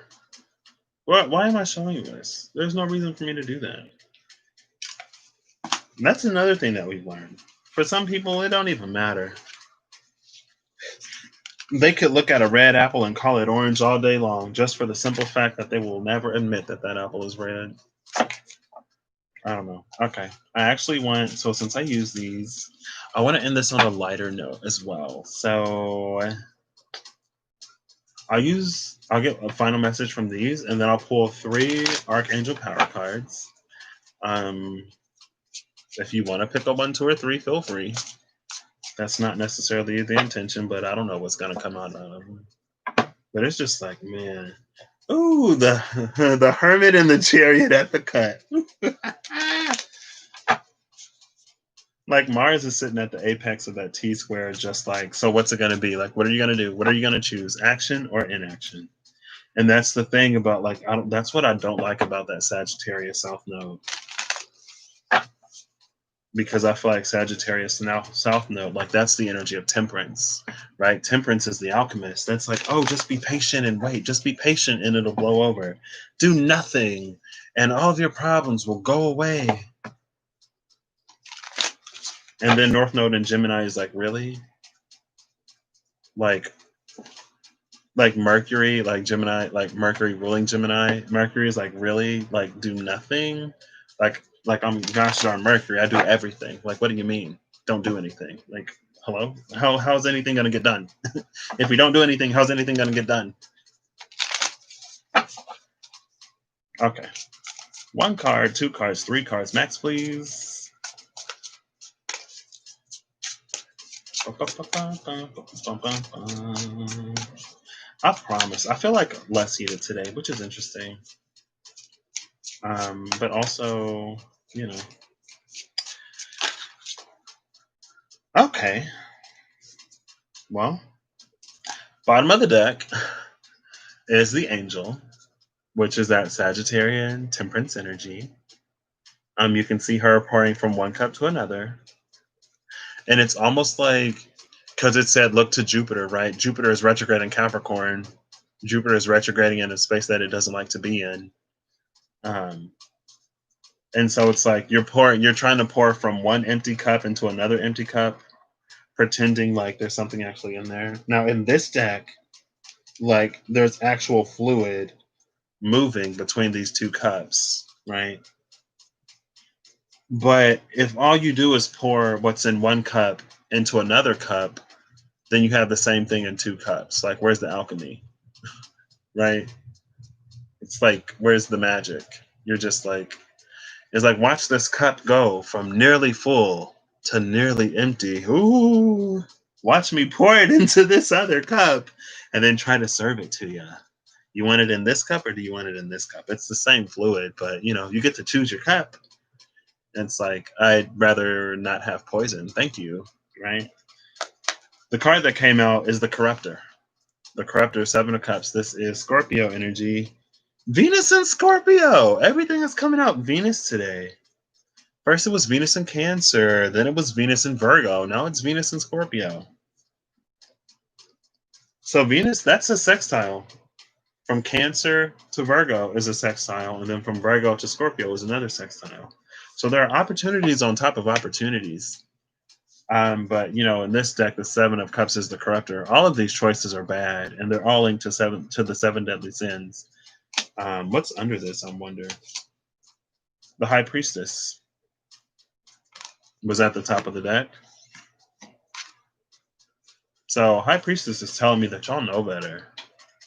Everyone knows better by this point, right?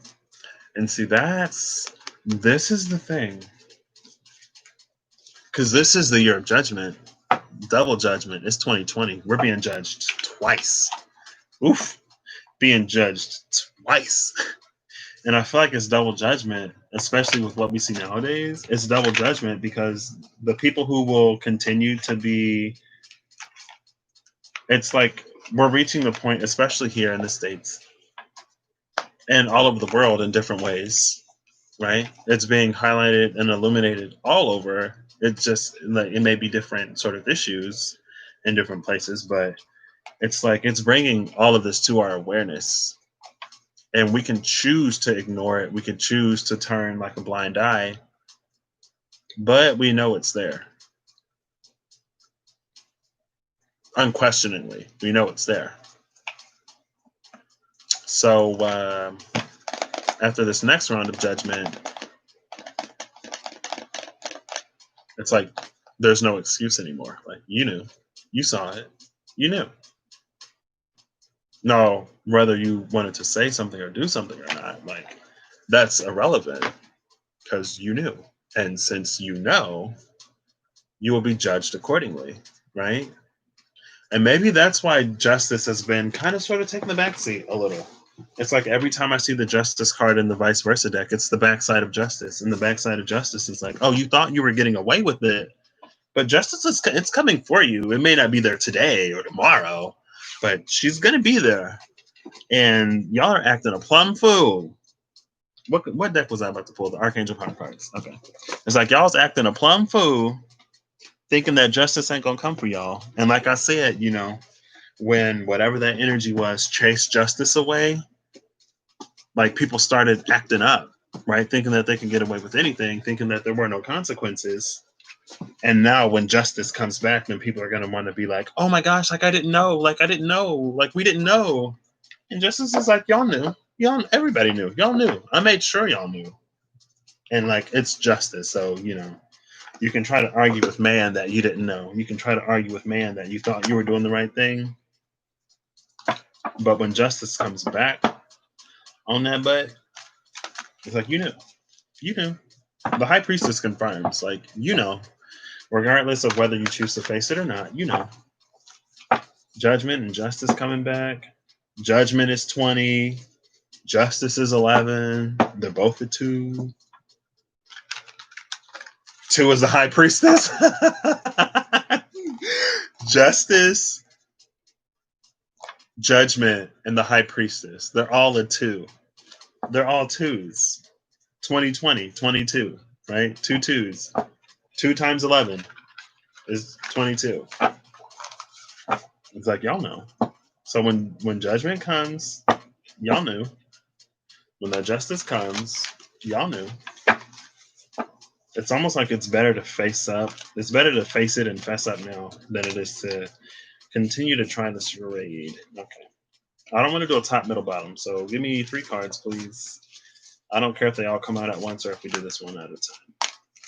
No preference. I just want 3 cards, and I'm going to wait until something comes out, even if that means I'm sitting here shuffling for like 5 minutes, I guess. Because, yeah. Oh, well, what is this for? What's the intention? What's the intention with this?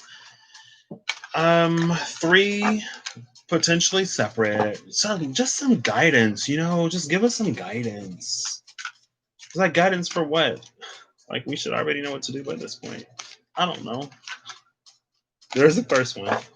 Ooh! I love that. As soon as I was like, we should already know what we should be doing by this point. And then that card came out. So pick a card, 1, 2, or 3 if you want. Like they're not necessarily separate, but sometimes they kind of are. Ooh. Okay. The first 2 are out. Now looking for the last one. Again, I don't know what this is. Hit it with another shuffle. Man, I was eating some pizza earlier today, and I had like a fifth of a slice. It was like the crust and a little bit of pizza, and it fell on the floor. It was so tragic. It almost reminded me of that one time I opened a bag of Doritos, and then the whole bag fell on the floor. So by the time I picked up the chips, I had like a tenth of a bag of Doritos that I had just opened. It was so sad. I had to throw all those Doritos away. And it was on like a carpet, so it was like hairy and stuff like that. Like, oh gosh, why? I just opened that bag of Doritos. Sometimes it be like that though. Sometimes your body is like, we don't need this. Or not this much. Okay, last card. Third card. Come on, come on, come on, come on. Let's end it with a bang. Like bring out justice or bring out judgment or the Hierophant again. Let's see what it says in this deck. I don't know. Just bring out whatever needs to come out. So I can wrap this up. Or maybe we should just do two. Oh, he didn't even come all the way out, but there he is. I'm interested in seeing what this is, though. The Eight of Raphael, Eight of Cups. So bottom of the deck is the Nine of Gabriel, which is the Nine of Wands. Stay determined and move forward! Exclamation mark. Be prepared for any possibility. Environmental activism. Okay, well, there you go. I know that's more of like the environment and environmental activism, but if we talk about the environment of the heart, then hey. At the top of the deck is the Two of Gabriel, which is the Two of Wands. It says, make bold and ambitious choices. Great progress is possible. Important relationships with people who share your vision. Okay, so make bold choices and stay determined. First card is the Queen of Raphael. Isn't that like so gorgeous? When I was like, we should already know what to do, and then the Queen of Cups comes out, and the Queen of Cups, Queen of Raphael, is like that minor of the High Priestess energy. So it's like I said before, like we already know. The Queen of Raphael is kind, understanding, giving, and psychic. Follow your heart. A love of honor and family. Trustworthy psychic information. Maybe I'm giving y'all some trustworthy information. I wouldn't necessarily call it psychic. But hey, I do have Cancer in my chart. Mercury is in Cancer right now, conjuncting my Mars in Cancer. My IC is in Cancer. Fourth house. Now, the second one is the Five of Ariel. The Five of Ariel says you needn't go through your. Oh, this is white on pink, y'all. So it's a little difficult for me to read. You needn't go through your current challenges alone. Help is what? Help is nearby. Okay. You needn't go through your current challenges alone. Help is nearby, and negative thoughts create self fulfilling prophecies. Oof. What kind of help is on the way? Then we get this King of Gabriel. We got the Queen. So we got the Queen of Cups, the Five of Pentacles, and then the King of Wands. It's interesting. King of Gabriel says generous, inspirational, dramatic, and driven. It says, keep your eyes on the big picture. Leave the details to others and experience that leads to success. Genuine concern for others. Oh, I love how the last line in this King of Wands, the last thing says genuine concern for others. See, Leo energy ain't all bad, y'all. Oof. Actually, so we have the sun and the moon here with Earth in between them. Just like that lunar eclipse we just had.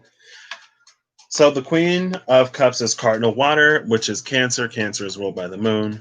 The King of Wands is fixed fire, which is Leo. Leo was ruled by the sun. So, we got the sun and the moon.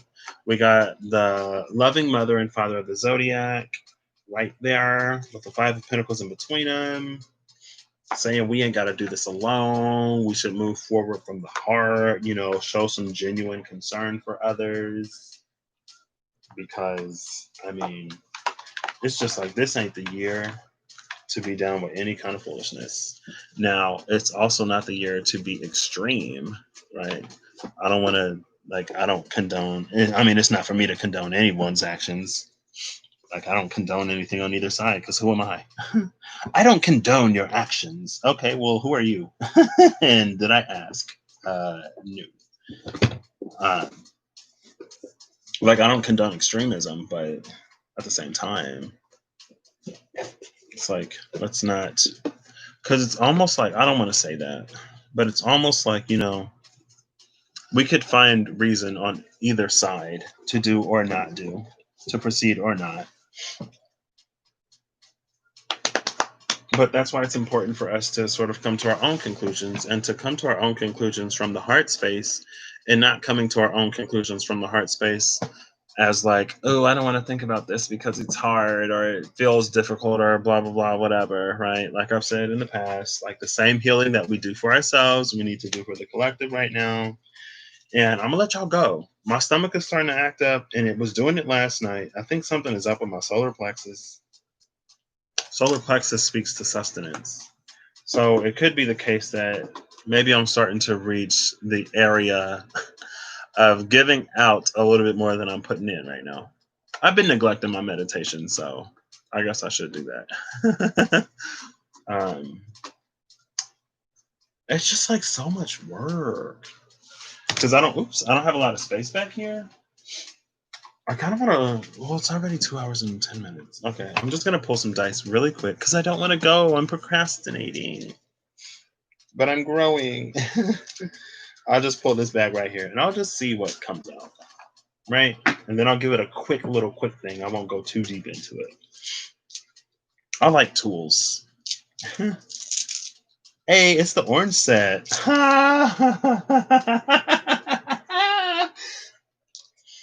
Okay. Anyway, it's not about me. Ooh. Oh wow. Is that a 9 or a 6? I think this is a 6. Yeah, that's a 6 because the dot is at the bottom. So the 6 would be Gemini, which is interesting. So Gemini was the first energy out. Makes sense. Next, we'll drop this one. The element of number 1, water. Gemini's in Cancer right now. So that's interesting. 1 is also a 1, so that's cardinal, right? Next is these. So number 12, which is that outlaw hangman energy that we literally just talked about, being as the energy that opposes the Hierophant. And then it's a 50 what? 50 what? Is it this one? No, it's not that one. It's this one. 56. Ooh, I think 56 might be something special. 56 is an 11. So if you're into numerology, then there you go. Orange. Yep. It's the orange set. Oh, it's 407. That's another 11. Okay. There's an 1111, 56 and 47.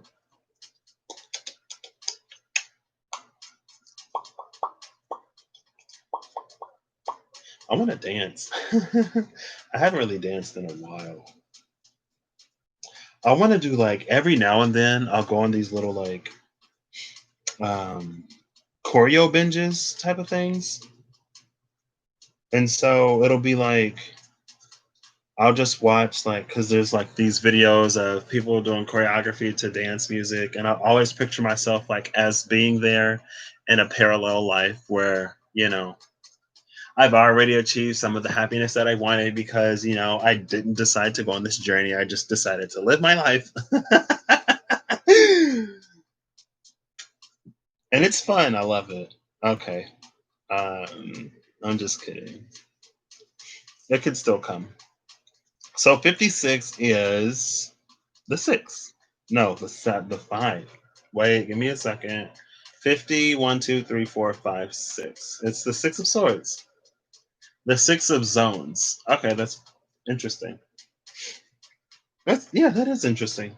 So air, how I set it up is zones. And so the 6 of zones, 6 being a number of harmony, right? The 6 of zones um, would be, it's giving me this justice type of energy. It's a very Venn diagram type of feeling. And so it's a space of commonality. It's a shared space. It's a space of reciprocity, receptivity, and mutuality. And it's a gathering space. And again, it's that space of harmony, right? So it's like a safe haven. What do they call them? It's like a it's excuse me, land between lands in contention where they don't fight, right? Like a safe haven. And so it's this space where different groups can come together, reach a consensus, and then move forward together better, right? It's harmony in the mental space. And the mental space precedes the physical space. And so it's almost like, okay, well, let me finish. I still got two more dice to roll.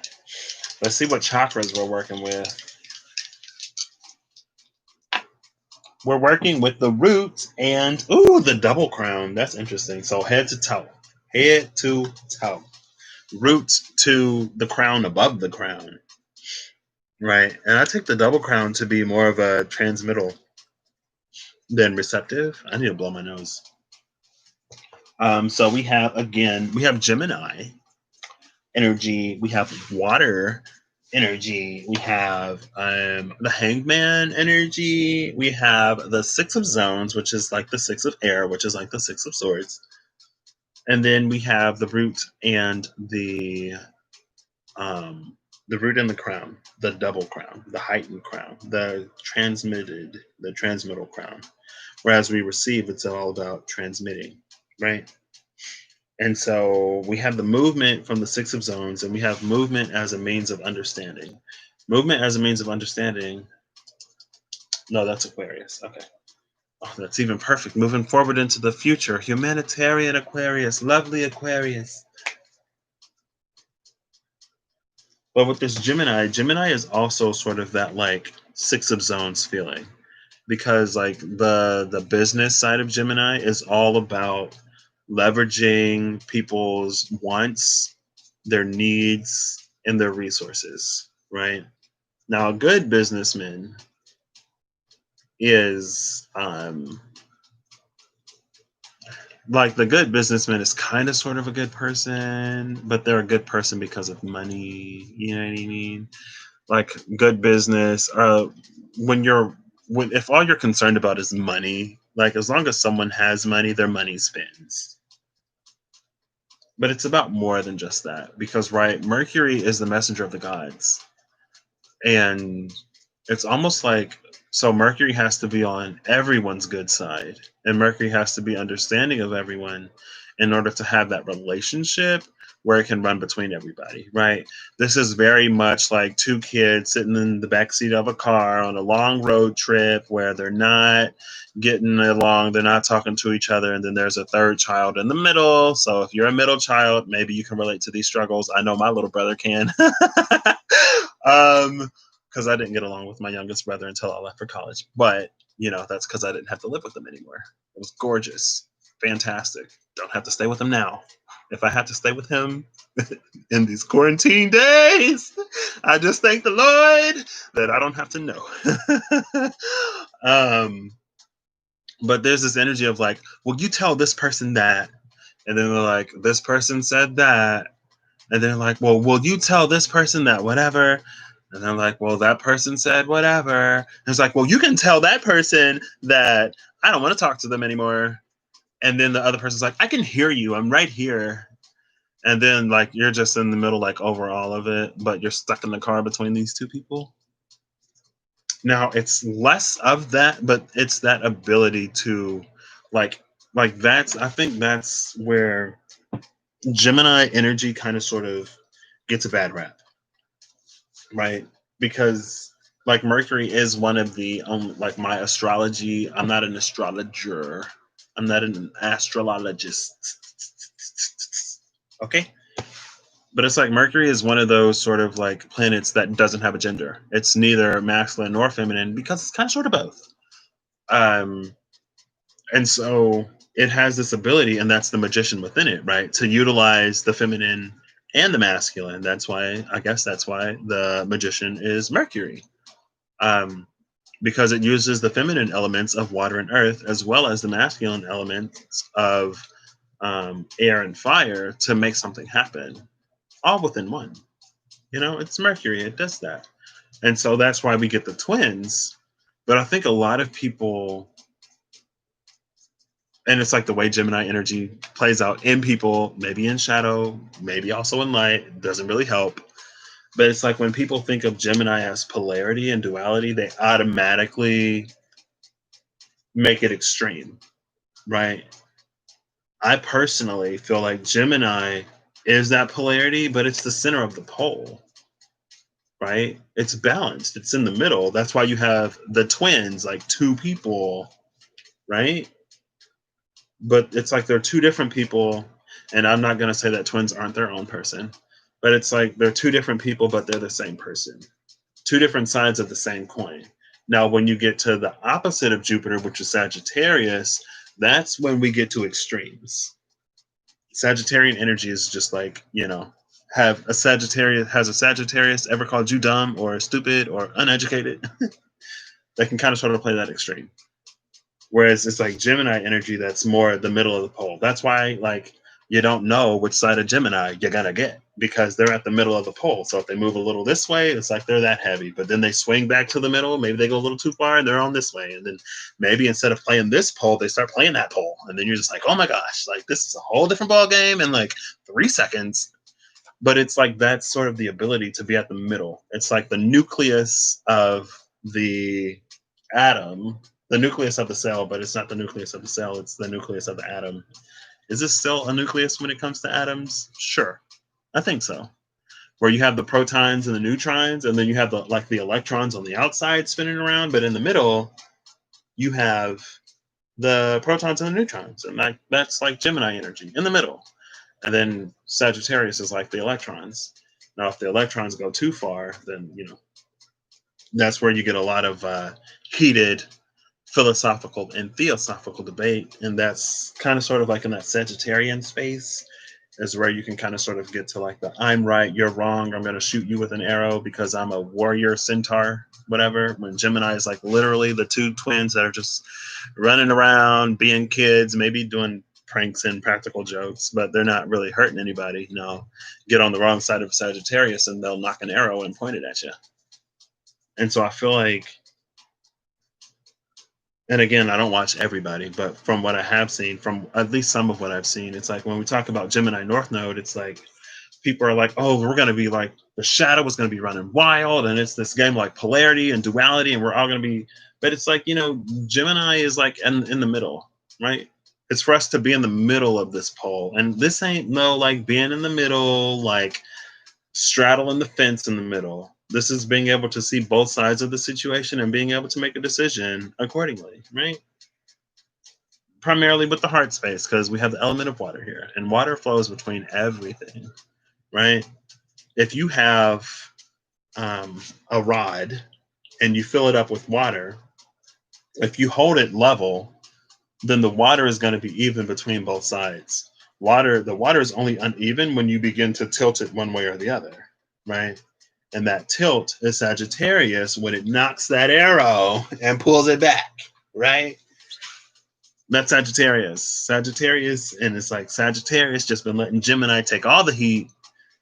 And Sagittarius is like, yeah, we fire signs. Anyway, it's not about Sagittarius. Gemini is the energy on the tip right now. Hold up, hold up, hold up, hold up, hold up, hold up, hold up, hold up, hold up, hold up, hold up, hold up, wait, hold up. This is Virgo. This is Virgo. What am I talking about? This is Gemini's cousin. I'm pretty sure this is Virgo. Yeah, this is Virgo. I don't know why I've been feeling this like Gemini. I saw this six come out. I was like, oh, Gemini. Maybe because six is the lovers on a different set of dice is the lovers. So we have Virgo here. So everything that I said about Mercury is true. Everything that I said about Gemini and Sagittarius is true. But when we shift into the space of Virgo, it's all about edifying. I think that's the word I want. Hey Siri, define edify. Edify is a formal term. It means instruct or improve someone morally or intellectually. Yeah, okay, yeah. Instruct or improve someone. Instruct or improve morally or intellectually. So yeah, it's edifying. Virgo is all about edifying and rectifying the situation at hand. So where Gemini is being able to see both sides of a situation and being able to play both sides, let's be honest, Gemini. But Virgo is all about purifying, rectifying, edifying that situation. And it's also about coming up with these detailed, it's like action steps to get there, right? Because it's Earth, it's practical. Gemini, like you can think all day long, but a thought ain't gonna do nothing. That's where we come into the practical side of Mercury, right?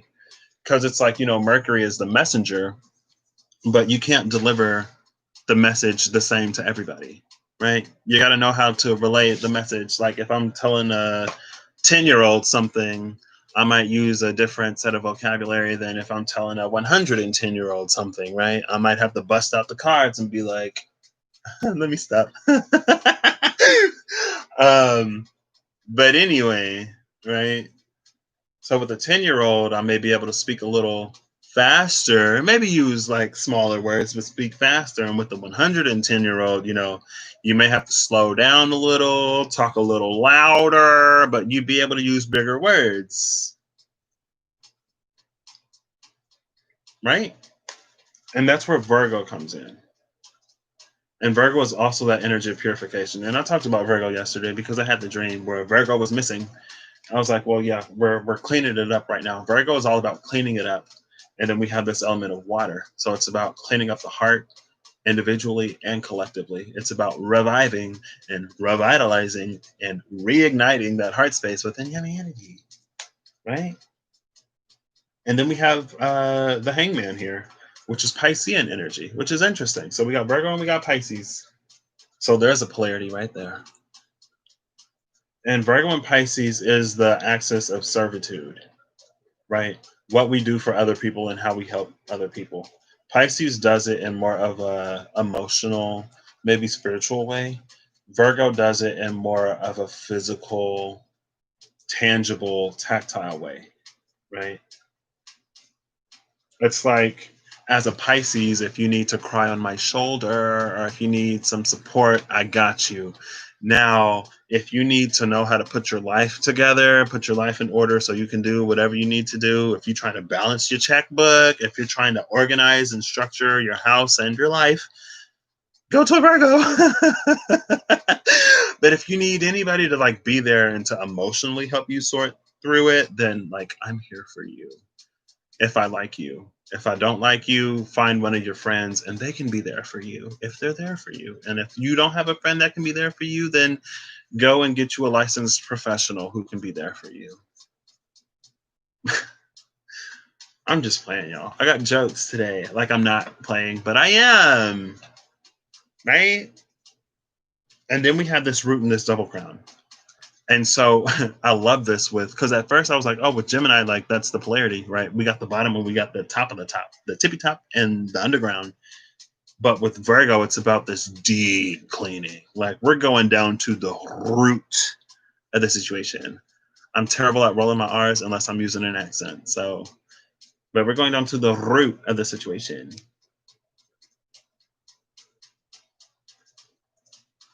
But not only are we going down to the root of the situation, we're also understanding how the underlying layers of this. And that goes back to the scorpionic energy that came out with the Holy See.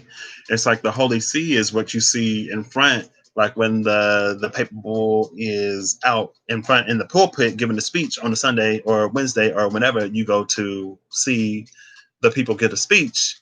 But then the Scorpio was like when they go home, and then you like, what? They were doing what? Like caught with who? With what? Where? Right? That's the Scorpio side. Like that's the behind closed doors. And that's like the root. We're starting to see how things on the underground manifest up here. And it's almost like it's been manifesting up here on this level where it's like we're picking it up in ways that we didn't even necessarily completely realize that we were picking it up. But again, like it's like everything kind of sort of should need to go through the heart first, but the heart has been shut down, unfortunately, for a lot of people, for kind of sort of humanity in general. Um, in general. And so with that Virgo energy, it's about doing a deep cleaning from root to crown, right? And Virgo is the energy because it's like, you know, you can come out with Scorpio as a transformation, but it's like we're not trying to die, right? Like we're not trying to die and then, you know, come back and see if things have changed. With Virgo, it's all about improving it while we still have air in our lungs and life in our bodies and an ability to make things better, right? Virgo is about actually making things better. Scorpio is just like knock over the board. We'll start all over. We'll pick up the pieces and boom, boom, boom, boom, boom, boom, boom, boom. I got my side and boom, boom, boom, boom, boom, boom. You got your side and we'll do this again. And then if I don't like how it goes, I'll throw the board again. It's like Virgo's like, no, let's not like completely throw the board because we can still win the game. But to win the game, you know, we have to be cognizant and aware of all of the many factors of the situation. Because if we just toss the board and then do the exact same thing, we're going to be in the exact same position. And Pluto and Capricorn, my ear just started ringing. And then Pluto and Saturn will be conjuncting again in however many hundreds of years, and Pluto and Jupiter will be conjuncting again in Capricorn in however many hundreds of years, and we can go through the same thing all over again, or we could do it right this time. And there was something that the card said that was like, it's not about knowing what comes next. That was the I Ching. It's not about knowing what comes next.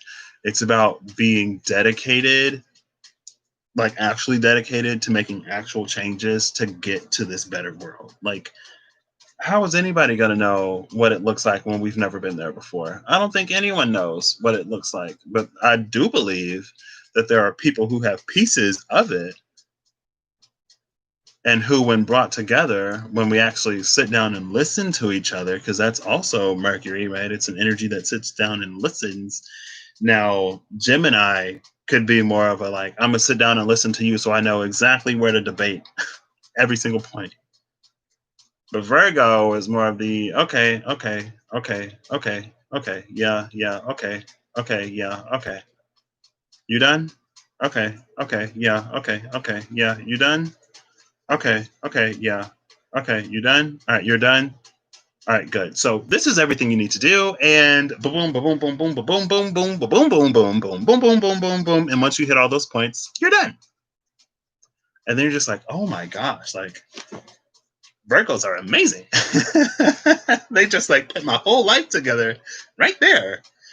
And you're like, you're welcome.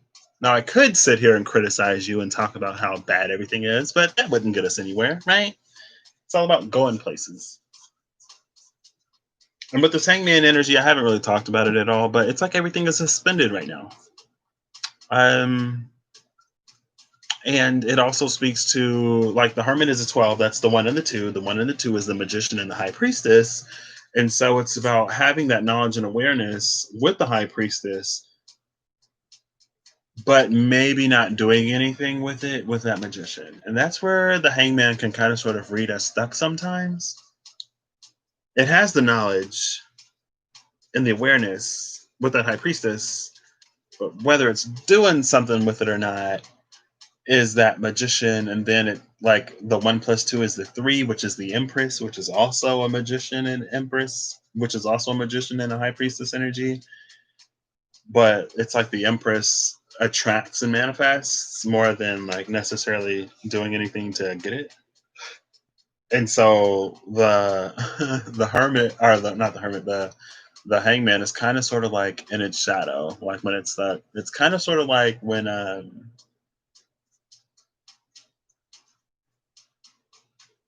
you have your empress who wants to do something, but she doesn't do it. And so she's just like waiting for my subjects to come and bring me whatever I want. And the subjects are like, "You're the high priestess. We're not. We don't read minds. So if you don't make it known, then we can't bring it to you."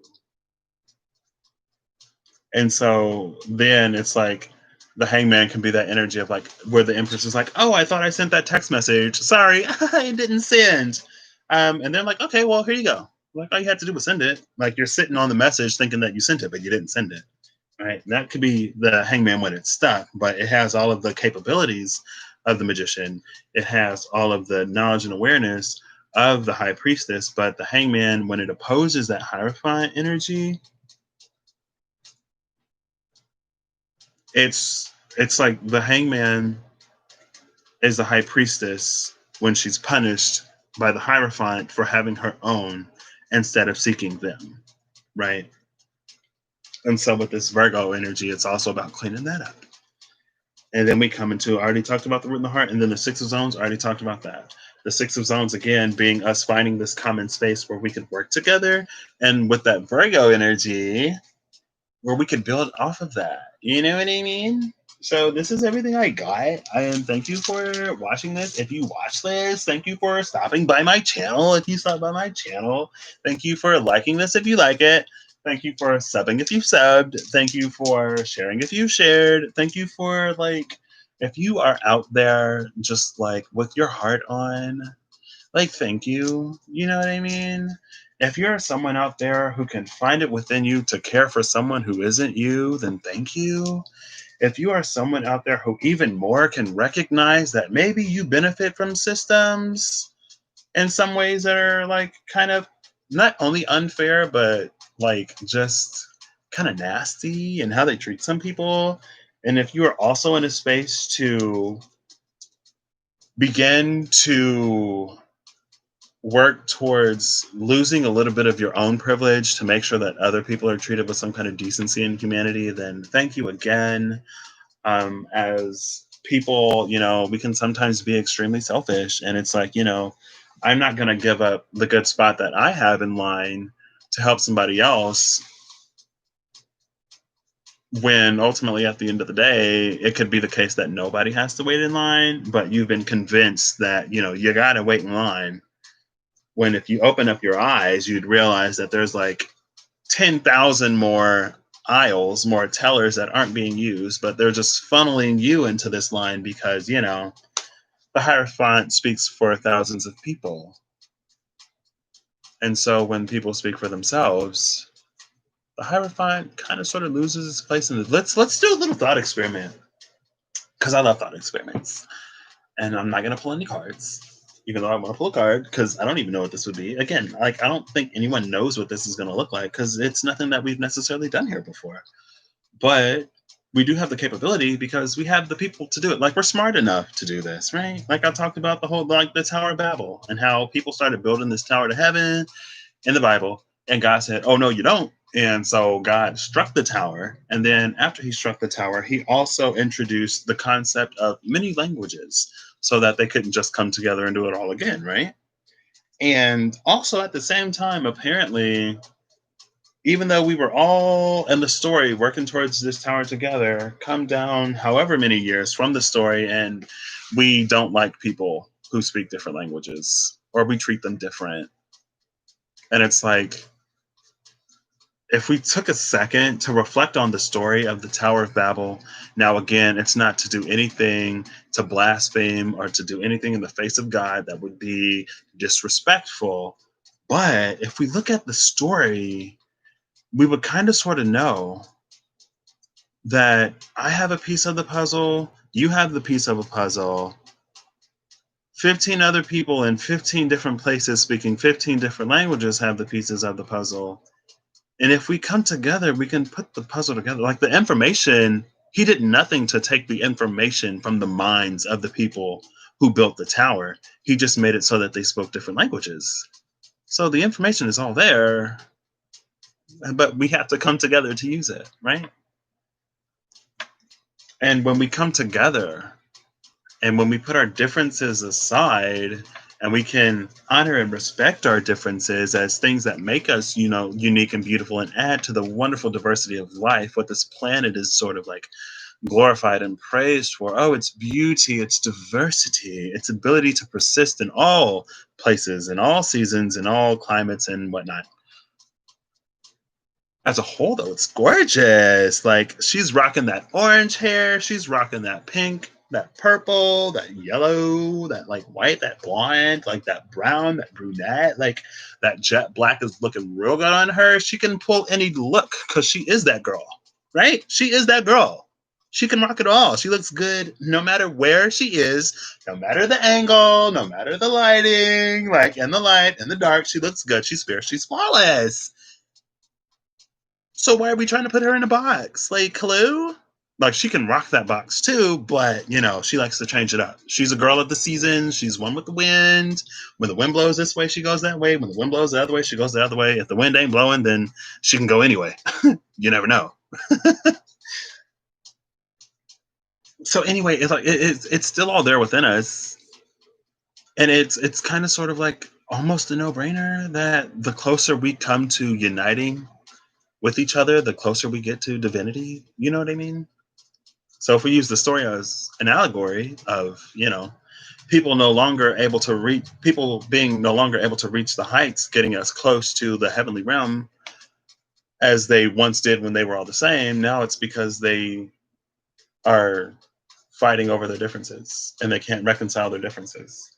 And again, I will never be the first person to be like, we're more the same than we are not the same. We have more similarities and commonalities than we do differences, because that approach, that logic leads to what we've been experiencing up until this point, where we make these small leaps, where we make these small steps instead of leaps, where, like, I don't know, if you accept me for being different than you, then maybe you can learn to accept somebody else for being different and somebody else for being different, instead of needing to find how I'm like you.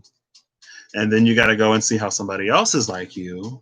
And then you got to go and see how the other person is like you. And like, in my mind, in my like just singular human perspective, maybe it's because I was born looking how I look in the place that I was born in at the time I was born. But it's like, I wouldn't personally within myself be like, you have to be just like me to be respected, valued, honored, to deserve something. It's like, who do people think that they are in order for someone to need to look and be and think and talk like them to deserve any kind of humanity? Now that's ego. Like, oof. Like who are you? Like, are you creator now or something? We're not gonna be like you to deserve anything. Like, you gatekeep all of this stuff now. I don't know. Anyway, I've gone on. I've gone on for long enough, I'm sure. And I still have things that I need to do. So I will catch y'all's whenever I catch y'all. I hope you are doing exactly what you need to be doing to get to where you want, instead of just trying to manifest it.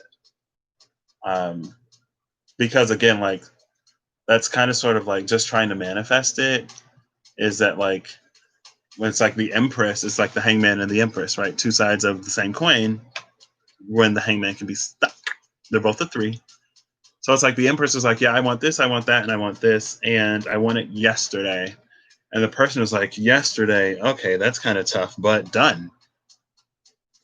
We already knew that you would want it, so we already had it delivered before you asked. So you had it yesterday, but you didn't know you had it yesterday. But you had it yesterday. You just had to realize that you already had it yesterday. And then you're like, well, technically, if I didn't use it yesterday, then I didn't have it yesterday. And they're like, okay, well, like, you had it yesterday, regardless of whether you used it or not.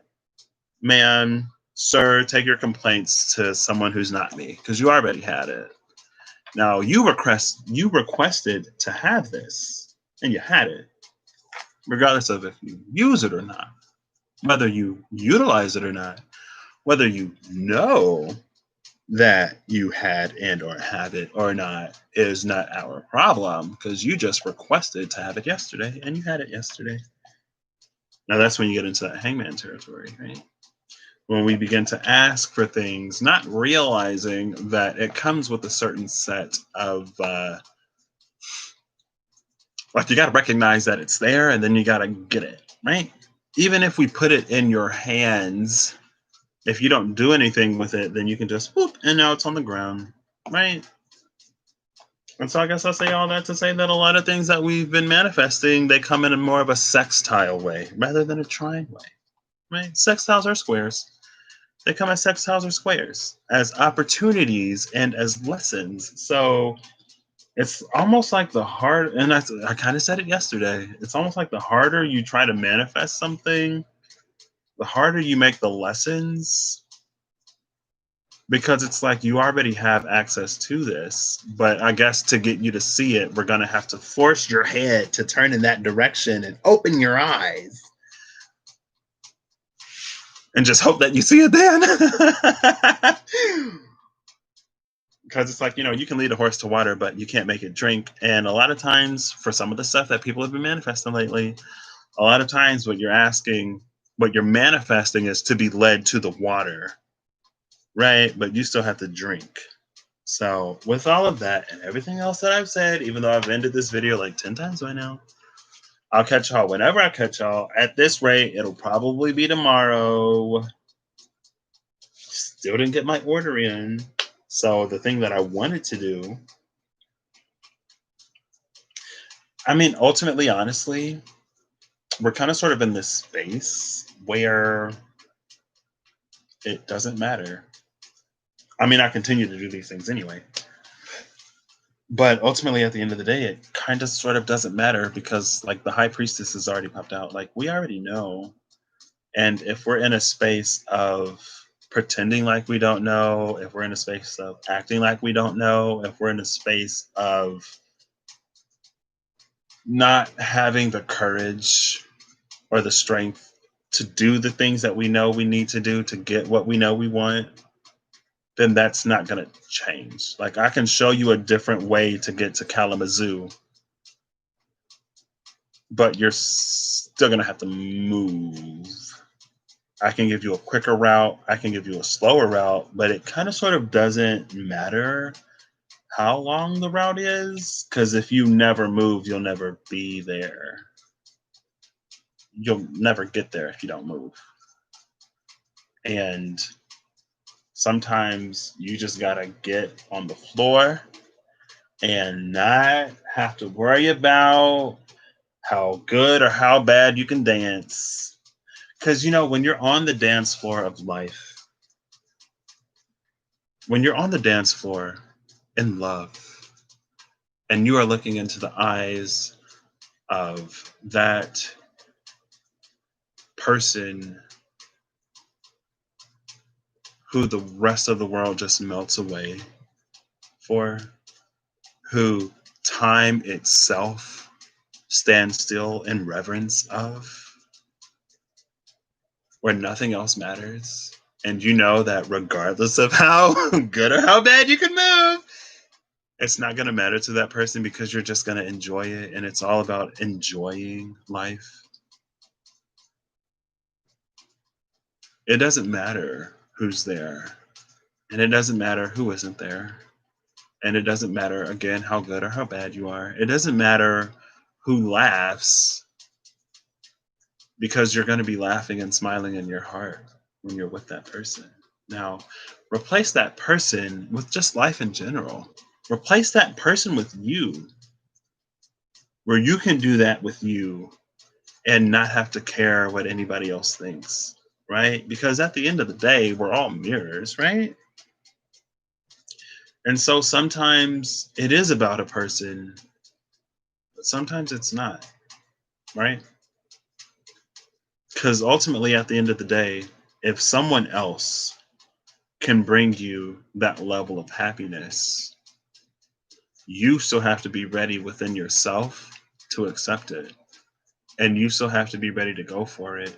And it's like if you're always too scared to get on the dance floor, then you'll never experience that moment, right? And you can have the person right there. You could have that moment right there, just ready for you to step into it. You could have, it's like when the world melts away, it's like a candle and the lighter is right there. It's like, when you light a candle and you blow it out, but if the smoke is still rising up, if you light the smoke, it'll go down and it'll reignite the wick. Like, we blew this out one time, but if we just give it a little spark, it'll just boom, like it's all ready. It's so energetically palpable that like I could feel it. I can feel it right there. But it's like, we can put you in the situation, but if you're not ready to accept it, it doesn't matter because you're never going to step onto the dance. It doesn't matter if there's 1,000 people there. It doesn't matter if there's 10 people there. It doesn't matter if it's nobody there, honestly, because it's like if you're too afraid, it's like you can be afraid when you're by yourself. When there's nobody there, when there's no cameras, no one watching, like no one will ever know, but you're still too afraid to do it, right? And it's never about reaching the point where you're not afraid to do something, right? That's why we have the strength card. That's why it's a lion. That's why it's courage. That's why it's bravery. It's not courageous or brave if you're not afraid. Then that's just you doing something that you already know you can do. It's courageous and brave when you do it anyway, right? So that's what the world would be like when the Hierophant doesn't bind and permit as it sees fit. Because I posed the question and then I never gave an answer. I forgot to think about it. But that would be the answer. Because it's like, we can't take that energy out of the deck. And so it would be different than we know it. But that's what that energy would be. It would be a dance floor completely full, completely packed, but everyone's so in their own world that they're not looking at anybody else because it's not about anybody else. This is my moment. It's just like your wedding day that you planned for since you was a little one. You dreamed of, you wished for. It's perfect. It's your moment, your time to shine. I don't know why I'm talking like this, but I kind of like it. It's no one else's day. It's no one else's moment. It's no one else's year. It's no one else's time. It's yours. It's all yours. It's always yours. Always. But you always make it about someone else. You always compare yourself to someone else. Think you're not good enough for someone else. Think you're not good enough for yourself. Really.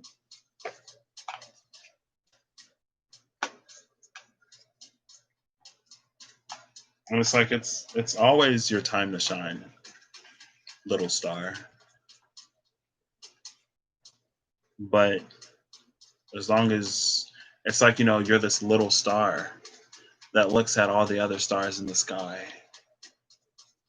and how big they are and how bright they are, not realizing that the only bright star in the sky is the sun. Those planets, that space junk, they don't have any light. They just reflect it.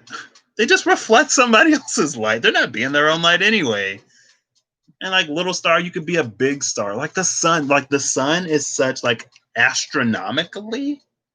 The sun is such a small star. Like there are stars that are so much bigger and brighter than our sun. It's just the closest one to it, so it looks bigger and it looks brighter. But you could be bigger and brighter than that sun, right? Like this. It's I don't want to minimize the importance of the sun card, but again, our sun is so small.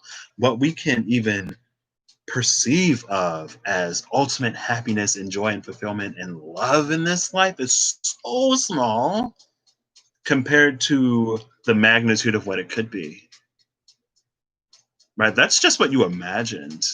Right? That's beyond the limit of your imagination that you can't even imagine it, but the actual bounds are so much further than the limits of what you can imagine or perceive of. But as long as you continue to let these moments pass you by, you'll never know. You'll never know when you could have known yesterday because it was right there. It was already delivered, right? You already had access to it. And with that high priestess energy, you knew you had access to it. You kind of knew it. You knew it was right there. You were just too afraid to do it. And it's fine, right? Strength doesn't come after the Empress. Strength doesn't come after the High Priestess. You go through your Emperor, then you go through your Hierophant, when you allow other people to tell you what to do. And then you go through your Lovers, where you're faced with this great choice. And it's like, I love you, but the church tells me that I shouldn't. I love you, but my family would be ashamed of me if I were to embark upon this with you, even though it would fill my heart more than anything. But my family, but the church, what would they think? What would they say? And then, you go through your chariot moment where you're like, you know what? Screw the family, screw the church. I'm going to go after my own heart's desires, Cancer energy. Cardinal. I'm going to make it happen. And then you come into this, either you come into strength and you make it happen because, it's there. Or you come into this justice, depending on which deck you use. Oh, that's what I was going to talk about earlier, but, maybe if I remember, it'll be a footnote at the end of the video. It's either you come into that strength because, you're finally ready to charge, or you come into this moment of justice where it's like, oh, so that's what I want to do, but would it be selfish of me to, with my life, do something that I want? What about the other people who aren't me, who don't have to live my life or worry about how happy I am or how happy I'm not? Like, but what about them? And like, what's fair to them for me to do with my life, with my time on this planet? What's fair for me to do for someone else? What would be right? And that's why Libra and energy can be a martyr sometimes. And then we come to the Hermit, where we're just sitting there thinking about it, racking our brain, like, I know this is what I want. I know this is who I want to be with. I know that this is who I want to be. I can see and feel. I can feel the freedom on the other side of that wall. And more than I can feel the freedom on the other side of that wall, I now realize that there is no wall.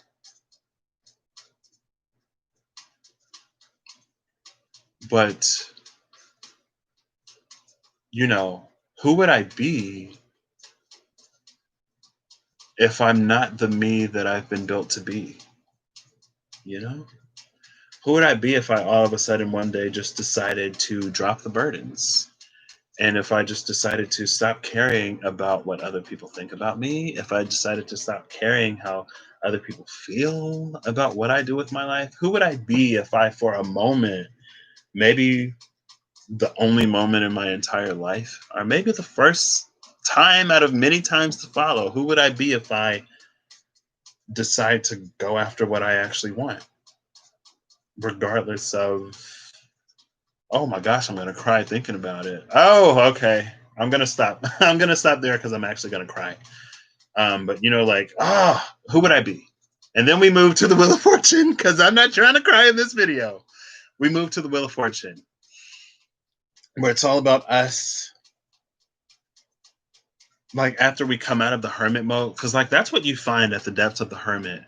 And that's why the Wheel of Fortune has the impact and the power that it does. Because after that wheel turns, 100% without a shadow of a doubt, you know that if the wheel does not turn in your favor, you are the only person to blame. That's the gift of the hermit, and that's also the burden of the hermit.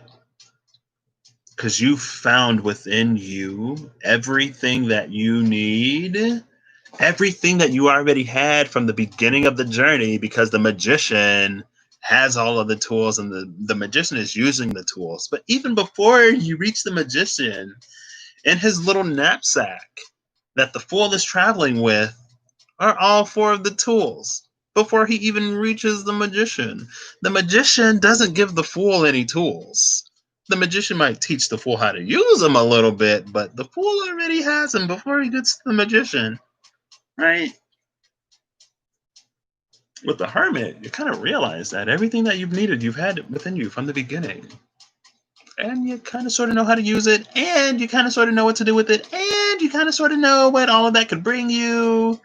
Because, again, from 1 up until 9 with the hermit.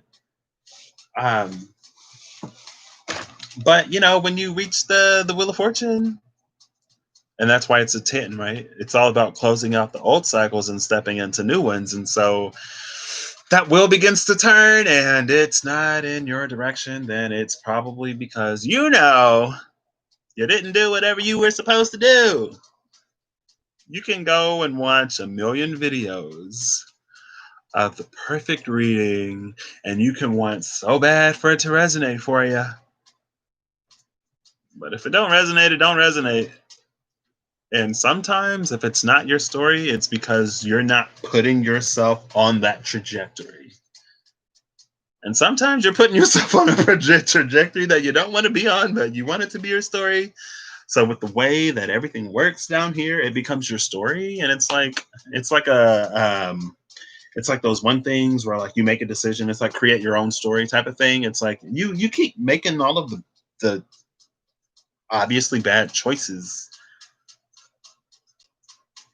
And we're in this obviously not great story because of all of the obviously bad choices that you've made. So while you're displeased, we are perplexed. Like you've gone through the hermit, so like you kind of already know, and you've gone through the high priestess. So with the high priestess, you already knew. With the hermit, it's like, oh, like I already knew that, but the way you just explained it to me like made perfect sense.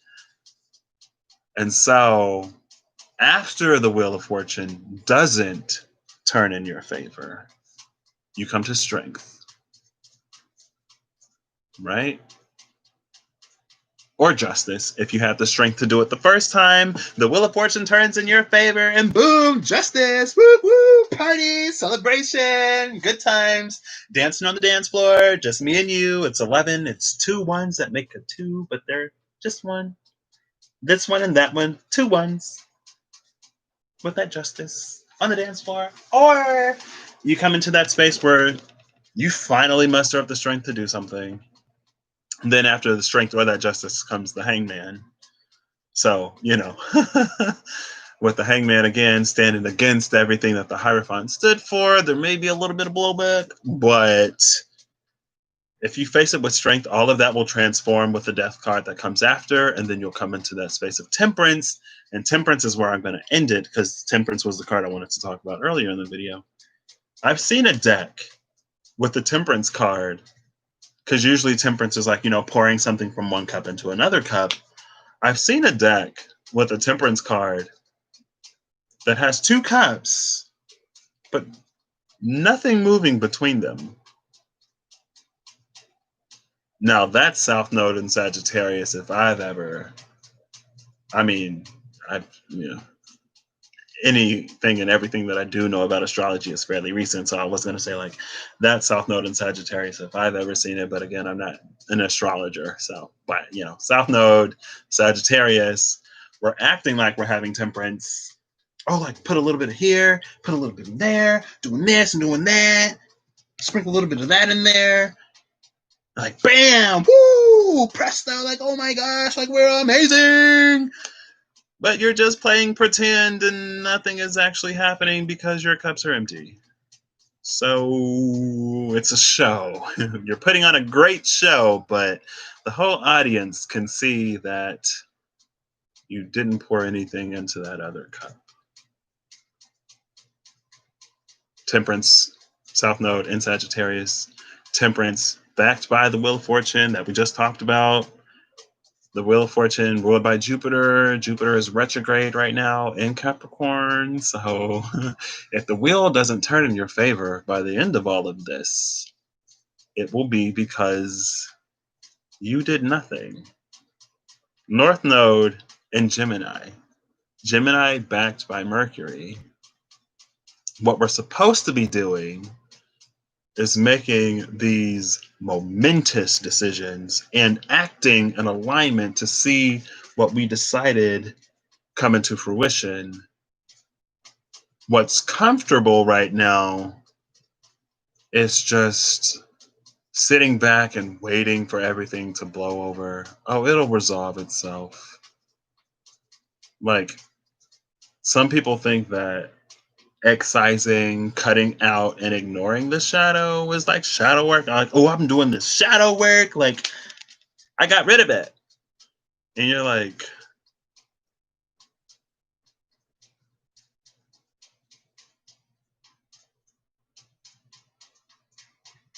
you what? Like, yeah, I got rid of my shadow. It's like, okay, first of all, Peter Pan. Don't even know how that's possible. Second of all, if you got rid of your shadow, where is it? And who has it? What has it? What is it doing?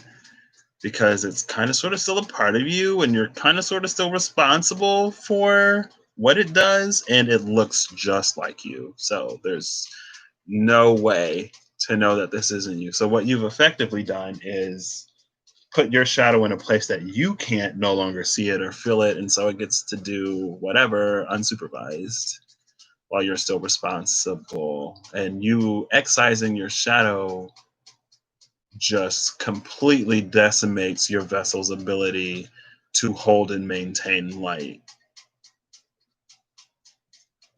Because it's like the light is the liquid, the shadow is the cup that holds the liquid. So if you don't have a cup, you have a puddle of liquid that you can't do anything with. It's a puddle. I guess you could jump around in it, like splash. You can go splash in the puddle, but like you can't do anything with it. It's like our shadow is it's our vessel in a way, right? Just like our bodies are the physical things that holds the thing that animates these bodies, the breath, the soul, the spirit, the spark of consciousness within us. That's like me saying, oh, I got rid of my body. So yeah, I'm ready to go and do whatever. It's like, when ghosts try to eat food on like cartoons or whatever, or movies, and they're like, it's like Casper when they're eating all that food, but it just goes right through them. And it's like, wow, man, food isn't as great when I don't have the taste buds to taste it.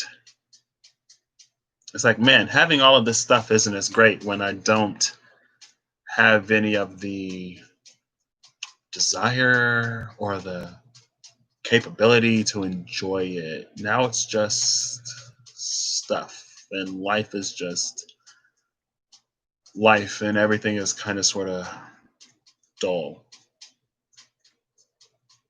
Kind of miss my shadow now. I don't miss the trouble that it got me in, but I do miss enjoying things. And it's like, well, maybe next time, you'll. It's like you don't know what you have until it's gone, and it's not glorifying the shadow in any way. It's not saying that we should be out doing whatever we want with no sense of consequence, because that's what enough people do.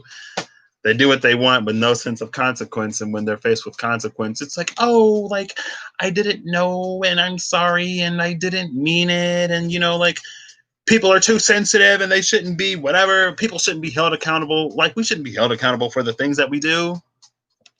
We should be able to say whatever we want to say and face no kind of consequence, because that's what everything means. And see, like when I said, when they chased off justice, and now they think that since justice is gone, we shouldn't be held accountable for anything that we do, but we want to hold other people accountable for things that they didn't even do, because it's all for the show. It's all for the theatrics. I've never felt Sagittarius as so theatrical, but maybe a South Node in Sagittarius. South Node in Sagittarius, backed by that Jupiter, is all about putting on a good show. Like South Node in Sagittarius, because like South Node in Sagittarius, like Sagittarius and Gemini oppose each other. So their shadows are kind of sort of like similar, but they may play out in different ways. And so where like you might think the shadow of Gemini energy is where they'll just like straight up lie to you. Shadow of Sagittarius is where they'll come up with this bold theory, this grand tale where they straight up lie to you, but they lie to you in 10,000 words instead of in like 10 words. And so by the end of the 10,000 words, you're just like tired of listening to it. So you're just like, oh yeah, yep, exactly, got it, fine. Like, yes, you're right. No more words, please. No more words. You're right. Okay, you got it. It's like filibustering. It's like filibustering. South Node in Sagittarius is like filibustering to keep Gemini from doing what it actually needs to do. That's where we are right now. There are people who will filibuster this out, and that's South Node. That's the South Node in Temperance. Filibustering. Let's run out the clock. Let's take out all of the substance, but consume all of the time until we're out of time. And it's like, oh darn, guess we're going to be in this cycle again. See ya in 18 years, right? When we're back in, is it 18 years? I believe it is 18 years. Every 18 years they repeat, because it's in a thing for 18 months. 18 months times 12 would be what, 360? 360 divided by 12. Anything times 12 and then divided by 12, you get the thing back. So in 18 years. See you again in 18 years when the North Node goes back into Gemini, South Node comes back into Sagittarius, and I'll filibuster another 18 months away. Because, you know, someone has to keep these cycles perpetuating themselves and perpetuating themselves, right? You know, history has to repeat itself, does it not? No. No, it doesn't. But, you know, the will have you convinced otherwise. Anyway, all right, I've done a whole lot of rambling about a whole lot of I don't even know what. So I'm definitely going to shut this down now. I feel like I've talked to myself enough that I just want to take a nap. I don't want to take a nap. I actually kind of do want to get this work done because I'm running out of time. And I'm filibustering my own life on here, talking about South Node Sagittarius filibustering here. Let me play out the thing here on this channel with my own time while I do all of the work that I need to do. I got Taurus in my chart, you know. I can procrastinate on camera and then go and do all the work behind the scenes. So I'm actually moving. It's like the reverse, right? Instead of me talking about, like pretending like I'm doing work on camera, but then behind the camera, I'm not doing anything. It's like the opposite, where I'm actually doing stuff off camera, but on camera, I'm like, oof, I'm not doing anything. Let me step into that energy. As long as I'm actually moving on the stuff that I need to move on, right? All right, see, this is South Node and Sagittarius at its finest. You know, people say Geminis don't stop talking, but have you ever gotten a Sagittarius talking about something that they're interested in? Bet they never stop. And then at the end of everything, they'll tell you how dumb you are if you don't agree after they've just laid it all out for you. It's just like a college professor, like a doctorate, like someone who like went, like you can tell that like that is their life's purpose. Everything that they've done since they were like 7 years old has been dedicated to doing this one thing in life. Everything that they did before college was to get accepted to this one college, and everything that they did in college was to work under this one person who was whoever he was at that time. And everything that they did after that was under this one person. And when that person leaves, by darn it, you best believe that they're going to continue what that person did, and they'll never have an original thought in their life. But they'll think that they did because they learned it in school. And what they learn in school is just like what you learn in history. It's right. Until, you learn that it wasn't. And then Sagittarius falls apart because that was my whole life's work. I dedicated my whole life to this. What else do I have? I have nothing. I am nothing if this falls apart. That's South Node in Sagittarius falling apart because you realize that, everything that you built was nothing because South Node was just in Capricorn. So we kind of sort of saw where the systems fall apart, and after this, South Node will be in Scorpio, where, people will be drinking it, drugging it, sexing it up for 18 months because of what we didn't do now, when the North Node should be in Taurus, where we're enjoying life. Not saying that Scorpios only have sex, drink, and do drugs, but just like their Piscean, brothers and sisters, they can hit the sauce a little hard. Scorpio energy kind of sort of does it out of a sort of like a self-deprecating type of feeling.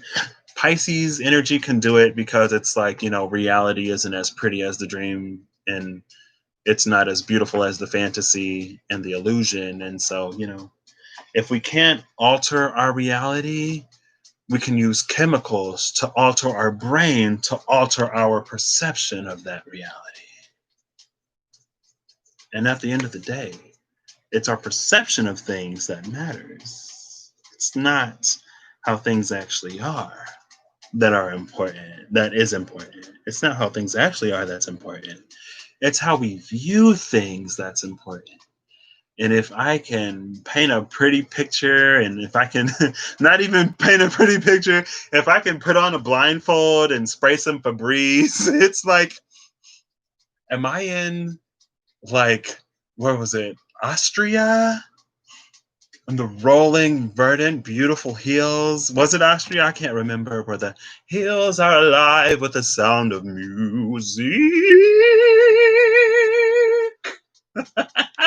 It's like, no, you're in my basement where everything is dead and decayed and rotting around you. But the blindfold and the Febreze makes it convincing, doesn't it? And you're like, yeah, it really does. I think I'll keep on the blindfold, though. Thank you for telling me where I am. I will forget that and just breathe in all that Neptunian Febreze, where the illusion is just like, and you're just so like, and that's the feeling I was feeling the other day when I was like, man, it's like when you're just like so stoned or so high on whatever you're on that you feel like you're doing all this stuff, but in reality, you're just like on the couch. Right. Oh, that was Neptune and Trine. Neptune and Trine is when you're just like on the couch, smelling Febreze with the blindfold on. Now, Neptune and Square is like, I wish I had a blindfold and some Febreze right now, because what I want to be doing is running away from this. And so, since I can't run away from this, I'm going to be running towards whatever substance numbs me to this. But Neptune and Trine is like, you're just like out of it. Neptune and Square is like, you probably want to be, but you're not. But you can be. But you're probably going to have to go even harder into the substances because it's like it's literally right there in front of you, right? So anyway, again, I'm going to shut this video down for the 10,000th time by saying, take it as it resonates. It's your life.